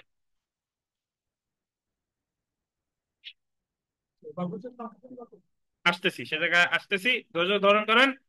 বিগত বছর প্রশ্ন দেখেন, ফৌজদারি কার্যবিধিতে জুডিশিয়াল ম্যাজিস্ট্রেট সম্পর্কিত বিধান কোন সনে অন্তর্ভুক্ত করা হয়? এই যে দেখেন কোন সালে। এই প্রশ্নটা যদি এইভাবে আসতো যে কত সালের সংশোধনীর মাধ্যমে অন্তর্ভুক্ত করা হয়, তখন উত্তর হতো 2009। আর অপশনে 2007 2009 থাকলে না আপনাদের কনফিউশনের সৃষ্টি হয়। কিন্তু 7 আছে 9 নাই, বা 9 আছে 7 নাই, তাহলে কি? আচ্ছা, 2 নং প্রশ্নটা দেখেন, ফৌজদারি কার্যবিধিতে ম্যাজিস্ট্রেটগণকে প্রধানত কত প্রকারে ভাগ করছে? কয় প্রকার? 2 প্রকার। ধন্যবাদ। এখন দেখেন আবার ম্যাজিস্ট্রেট আদালত অলরেডি আমরা জানি। তো এখানে একটু পড়ি যে বিচারিক ম্যাজিস্ট্রেটের নিয়ে ম্যাজিস্ট্রেট আদালত গঠিত হয়। ফৌজদারি কার্যবিধির 6-3 ধারা অনুসারে 4 শ্রেণীর বিচারিক ম্যাজিস্ট্রেট থাকবে। অ্যাকচুয়ালি এই বাম পাশে দেখেন মহানগর এলাকার বাইরে কয় শ্রেণীর? 4 শ্রেণীর। পাইছেন বইতে? আর মহানগর এলাকায় কয় শ্রেণীর? 2 শ্রেণীর। এই যে দেখেন চিফ জুডিশিয়াল ম্যাজিস্ট্রেট বা বা শব্দটা একটু গোল দেন। শুধু চিফ জুডিশিয়াল ম্যাজিস্ট্রেটকে বলে কি জানেন? সংক্ষেপে কি বলে? সিজেএম। সিজেএম। আর অতিরিক্ত চিফ জুডিশিয়াল ম্যাজিস্ট্রেটকে কি বলে? এসিজিএম। তারপরে প্রথম শ্রেণীর ম্যাজিস্ট্রেট, দ্বিতীয় শ্রেণীর ম্যাজিস্ট্রেট, তৃতীয় শ্রেণীর ম্যাজিস্ট্রেট। আচ্ছা, এই সঞ্চিতা, সঞ্চিতা বলেন তো ফার্স্ট ক্লাস ম্যাজিস্ট্রেটের আরো 2টা নাম আছে, সেই নাম 2টা কি কি?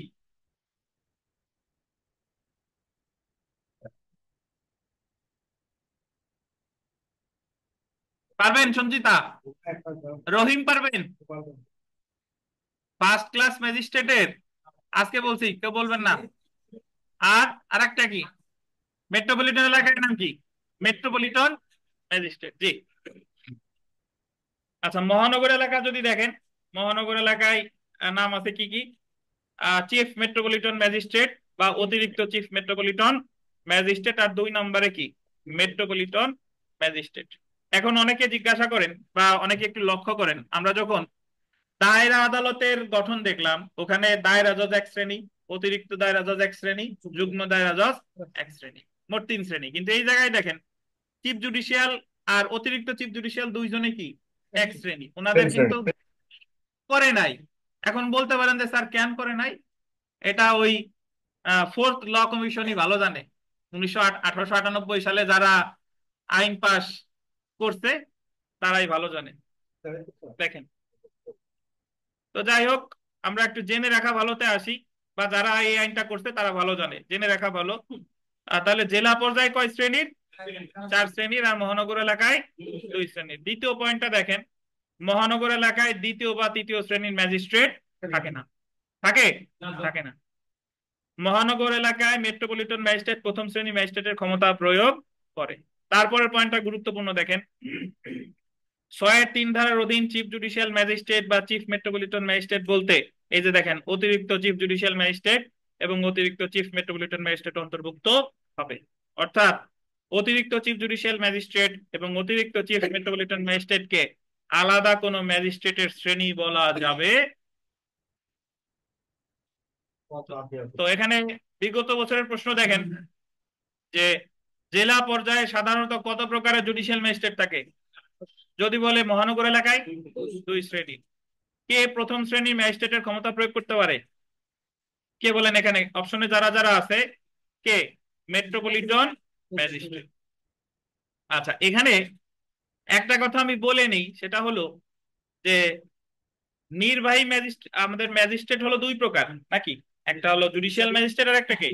নির্বাহী ম্যাজিস্ট্রেট। বাট 6 ধারা বলে, 6 ধারায় জুডিশিয়াল ম্যাজিস্ট্রেটের শ্রেণী বিভাগ বলছে, কিন্তু নির্বাহী ম্যাজিস্ট্রেটের কোনো শ্রেণী নাই। তো যদি আপনাকে বলে পরীক্ষায় যে নির্বাহী ম্যাজিস্ট্রেট কোন শ্রেণীর ম্যাজিস্ট্রেট, নির্বাহী ম্যাজিস্ট্রেটের কোনো শ্রেণী নাই। নির্বাহী ম্যাজিস্ট্রেট নির্বাহী ম্যাজিস্ট্রেট, ঠিক আছে। প্রথম শ্রেণী, দ্বিতীয় শ্রেণী, তৃতীয় শ্রেণী এরা কারা? Judicial magistrate. এখন অনেক সময় আমরা গোলাই ফেলি, যেটা গোলাই ফেলি সেটা হলো যে সবাই কিন্তু প্রথম শ্রেণীর সরকারি কর্মকর্তা। ওই যে তৃতীয় শ্রেণীর ম্যাজিস্ট্রেট সেও প্রথম শ্রেণীর, অন্যান্য সবাই কি প্রথম শ্রেণীর কর্মকর্তা। কিন্তু ম্যাজিস্ট্রেটের ক্ষেত্রে প্রথম শ্রেণী দ্বিতীয় শ্রেণী, ধর নির্বাহী ম্যাজিস্ট্রেট প্রথম শ্রেণীর কর্মকর্তা, কিন্তু নির্বাহী ম্যাজিস্ট্রেট কিন্তু প্রথম শ্রেণীর ম্যাজিস্ট্রেট না।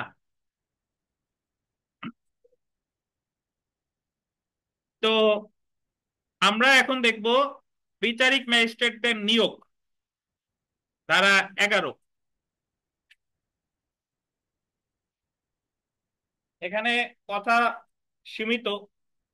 বিচারিক ম্যাজিস্ট্রেটদের জেলা পর্যায়ে নিয়োগ দেয় 11 ধারায়, আর বিচারিক ম্যাজিস্ট্রেটদের মহানগর এলাকায় নিয়োগ দেয় 18 ধারায়। বুঝছেন? অর্থাৎ জুডিশিয়াল ম্যাজিস্ট্রেটদের যদি জেলা পর্যায়ে নিয়োগ দেয় কত ধারায়? 11 ধারায়। ওই 115 133-এর কাহিনী। 115 অনুচ্ছেদ আর কত? 133-এর। আর বিচারিক ম্যাজিস্ট্রেটদের মহানগর এলাকায় নিয়োগ দেয় কত ধারায়? 18 ধারায়। একটু পড়ি দেখেন, ফৌজদারি কার্যবিধির 11 ধারায় গোল দিবেন মহানগর এলাকার বাইরে, অর্থাৎ গোল দিবেন জেলা পর্যায়ে বিচারিক ম্যাজিস্ট্রেটগণের নিয়োগ সংক্রান্ত বিধান আলোচনা করা হয়েছে। তো যদি বলে যে মহানগর এলাকার বাইরে বিচারিক ম্যাজিস্ট্রেটদের নিয়োগ দেওয়া হয় কত ধারায়? অন্যদিকে 18 ধারায় মহানগর এলাকায় মেট্রোপলিটন ম্যাজিস্ট্রেটদের নিয়োগ সংক্রান্ত বিধান করা হয়েছে। ঠিক আছে? তাহলে আমি এই 133 আর 115 আর পড়তেছি না, ঠিক আছে। এখানে একটা লেখা লেখেন, যাদের লেখা নাই তারা একটু লেখেন। লেখেন যে ধারা 11 ব্র্যাকেটে 2 ক, ধারা 11 ব্র্যাকেটে 2 ক একসাথে। আচ্ছা তাহলে আপনি নাই বোধহয়, লেখেন ধারা 11 ব্র্যাকেটে 2 ক, এবং হাইপেন দিয়ে লেখেন সরকার গেজেটের মাধ্যমে, সরকার গেজেটের মাধ্যমে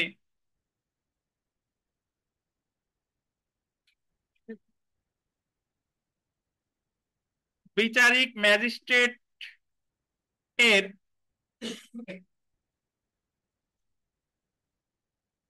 সরকার গেজেটের মাধ্যমে বিচারিক ম্যাজিস্ট্রেট এর বসার স্থান নির্ধারণ করবেন।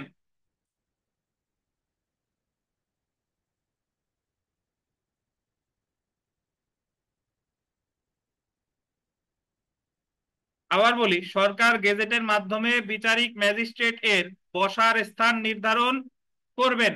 দাঁড়ি ব্র্যাকেটে লেখেন 2012 সালের সংশোধনী, 2012 সালের সংশোধনী।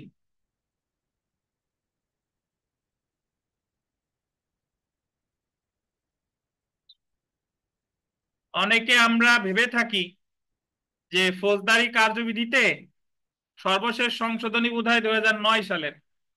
সত্য না। সর্বশেষ সংশোধনী কত সালের? 2012 সালের। কত ধারা? 2 ক। সর্বশেষ সংশোধনীর বিষয় কি? ম্যাজিস্ট্রেটদের বসার স্থান মানে হলো কে কোন জায়গায় বিচার করবে, কে কোন জায়গা বিচার করবে, এটা নির্ধারণ করবে কে? সরকার। কিসের মাধ্যমে? বুঝছেন? তো 18 অনুচ্ছেদ আমি আর পড়লাম না, জেনে রাখা ভালোটা একটু দেখেন যে অতিরিক্ত জেলা ও দায়রা জজকে সরকার চিফ জুডিশিয়াল ম্যাজিস্ট্রেট বা চিফ মেট্রোপলিটন ম্যাজিস্ট্রেট হিসেবে দায়িত্ব দিয়ে থাকে। অর্থাৎ ম্যাজিস্ট্রেট যিনি চিফ জুডিশিয়াল ম্যাজিস্ট্রেট, কোর্টের chief judicial magistrate, chief sir যিনি, তিনি যদি দায়রা আদালতে যেতেন তখন ওনার পদবি হতো কি, পদমর্যাদা কি হতো? অতিরিক্ত জেলা ও দায়রা জজ, মানে অতিরিক্ত দায়রা জজ পদমর্যাদার, অতিরিক্ত দায়রা জজ পদমর্যাদার। বুঝতে পারছেন? এখন আপনি বলতে পারেন যে তাইলে ইনার চিফ জুডিশিয়াল ম্যাজিস্ট্রেট কেন? যদি এই কোর্টে আসে তাহলে ওনার নাম চিফ জুডিশিয়াল ম্যাজিস্ট্রেট, আর উনারা যদি বদলি করে দেয় দায়রা দায়রা আদালতে, তখন ওনার পদমর্যাদা কি হবে? ধন্যবাদ। এই যে যে আমাদের যে আহ অতিরিক্ত যে চিফ জুডিশিয়াল ম্যাজিস্ট্রেট, উনার পদমর্যাদা হচ্ছে যুগ্ম দায়রা জজের। অতিরিক্ত অতিরিক্ত আপনাদের এটা না জানলেও চলবে, তারপর আলামিন সাহেব যেহেতু জিজ্ঞাসা করছে এই কারণে বলা, যে এসিজিএম মানে additional chief judicial magistrate, inner পদমর্যাদা হচ্ছে কি? যুগ্ম দায়রা জজ। যুগ্ম দায়রা জজ।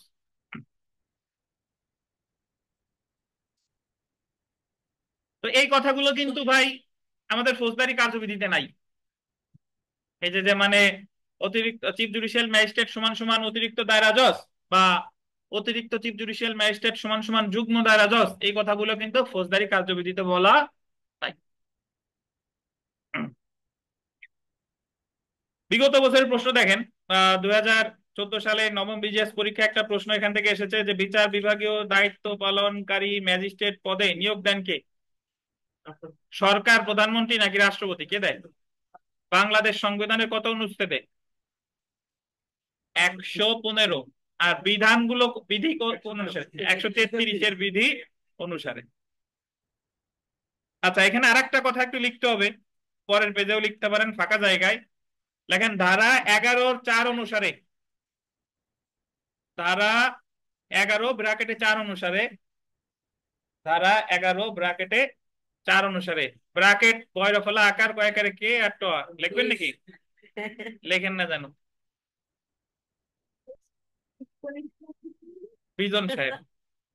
সরকার হাইকোর্ট বিভাগের সাথে পরামর্শ করে, সরকার হাইকোর্ট বিভাগের সাথে পরামর্শ করে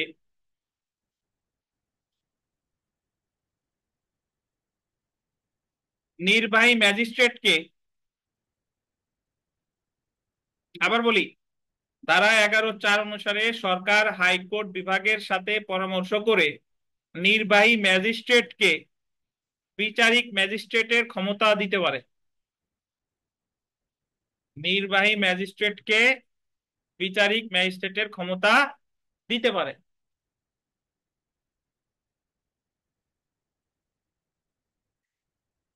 দিতে পারে। একটু স্টার দিয়ে লেখেন সাথে, যে নির্ধারিত মেয়াদের জন্য, নির্ধারিত মেয়াদটাকে নির্ধারণ করবে সরকার, নির্ধারিত মেয়াদের জন্য।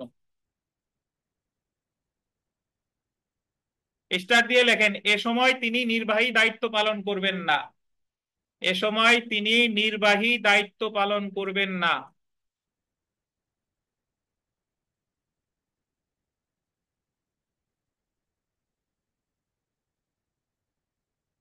এ সময় তিনি নির্বাহী দায়িত্ব পালন করবেন না।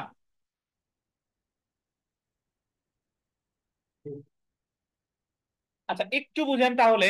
এখানে এই জিনিসটা খুবই গুরুত্বপূর্ণ, আপনাদের প্রশ্ন আসার খুবই সম্ভাবনা যে সরকার নির্বাহী ম্যাজিস্ট্রেটের উপর বিচারিক ম্যাজিস্ট্রেটের ক্ষমতা অর্পণ করতে পারে কিনা। পারে। কার সাথে পরামর্শ করবে? হাইকোর্ট বিভাগের সাথে। কোন মেয়াদের জন্য? এটা সরকার যেটা যৌক্তিক মনে করে সেটা। এবং যদি কোনো নির্বাহী ম্যাজিস্ট্রেটকে জুডিশিয়াল ম্যাজিস্ট্রেটের ক্ষমতা দেওয়া হয়, তখন কি সে নির্বাহী ম্যাজিস্ট্রেটের দায়িত্ব পালন করবে? না। যতদিন সে জুডিশিয়াল ম্যাজিস্ট্রেটের দায়িত্ব পালন করবে, ততদিন সে তার নির্বাহী দায়িত্ব পালন করা থেকে বিরত থাকবে। বুঝতে পারছেন? রুবেল, বুঝছেন না? স্যার চলে যাবেন কেন? যে যে যাবেন যান, দেখেন। আচ্ছা, তাহলে 11-2 ক আর 11-4 এই দুইটা জিনিস আপনাদের লেখাইলাম, লিখছেন তো না? জি। আর এই জায়গায় মোটামুটি যে প্রশ্নগুলো আছে এগুলা সেলফ প্র্যাকটিসে সব পারবেন। আমরা সরাসরি চলে আসি নির্বাহী ম্যাজিস্ট্রেট বা এক্সিকিউটিভ ম্যাজিস্ট্রেট। ধারা 10, নির্বাহী ম্যাজিস্ট্রেট বা এক্সিকিউটিভ ম্যাজিস্ট্রেট, ধারা 10। 11তে আছে বিচারিক ম্যাজিস্ট্রেট, কোন এলাকায়?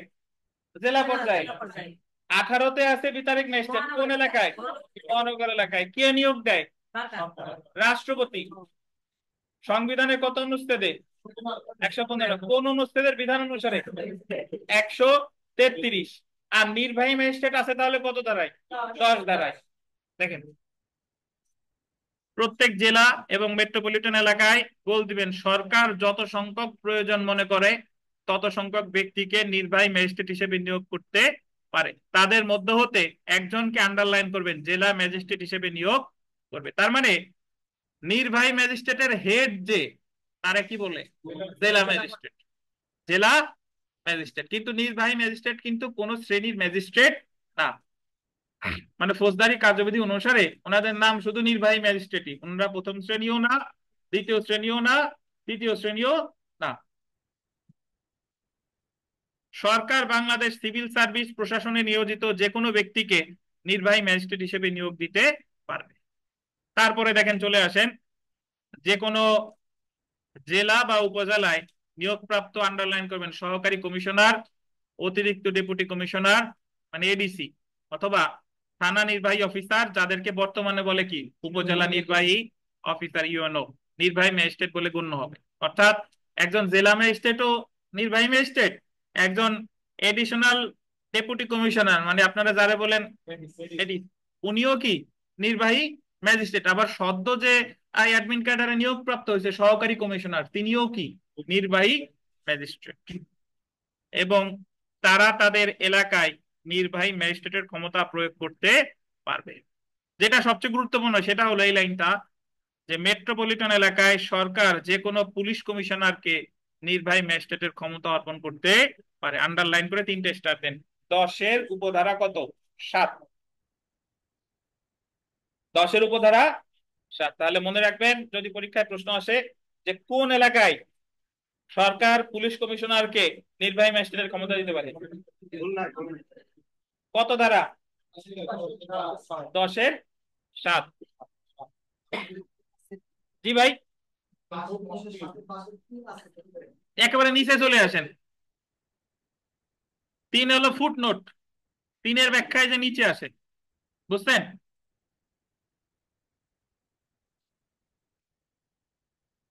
আচ্ছা, একজন পরীক্ষায় প্রশ্ন করছে যে স্যার কোর্টে গিয়ে প্রথম, দ্বিতীয়, তৃতীয় শ্রেণী ম্যাজিস্ট্রেট চেনার উপায় কি? কোর্টে গিয়ে যদি কোথাও দেখেন সিনিয়র জুডিশিয়াল ম্যাজিস্ট্রেট লেখা, তাহলে ধরে নিবেন উনি প্রথম শ্রেণীর ম্যাজিস্ট্রেট। আর শুধু জুডিশিয়াল ম্যাজিস্ট্রেট হইলে উনি দ্বিতীয় হইতে পারে, উনি কি তৃতীয় হইতে পারে। বুঝতেন? আবার অনেক সময় এমন হয় যে আজকেই ধরেন নিয়োগ পাইছে, তো তারেও সরকার ইচ্ছা করলে বা ওই যে চিফ স্যার ইচ্ছা করলে তারে সিনিয়র জুডিশিয়ালের ক্ষমতা দিতে পারে, যদি দায়িত্ব পালনের মতো কেউ না থাকে অনেক সময়।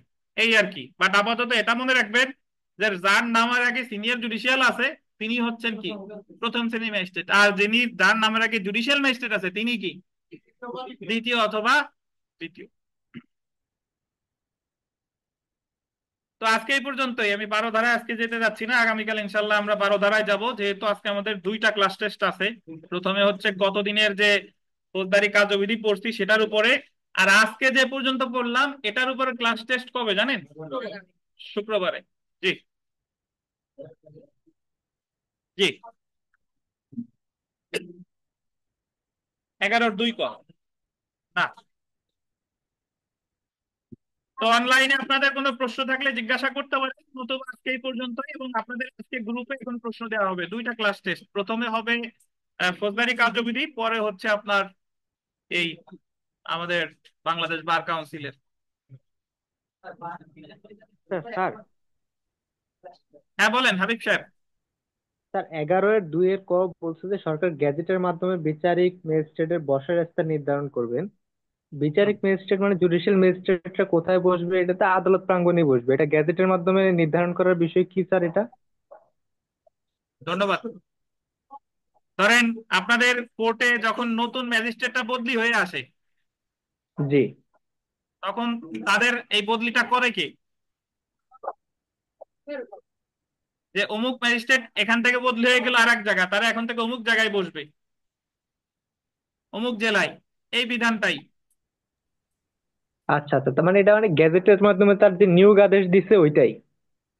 নিয়োগ আদেশ না, নিয়োগ আদেশ ছাড়াও ধরেন গোপাল আপনাদের খাগড়াছড়িতে যখন নতুন কোনো বিচারক আসে, তো তখন জি। এটাতে সরকার বদলি আদেশ দেয় গেজেট আকারে, যে অমুক এলাকার ওকে বদলি করে এই এলাকায় পাঠানো হলো। আচ্ছা, বুঝতে পারছি, বুঝতে পারছি স্যার। জি। ঠিক আছে, ভালো থাকেন, আল্লাহ হাফেজ। এখন আমাদের পরীক্ষা অনুষ্ঠিত হবে।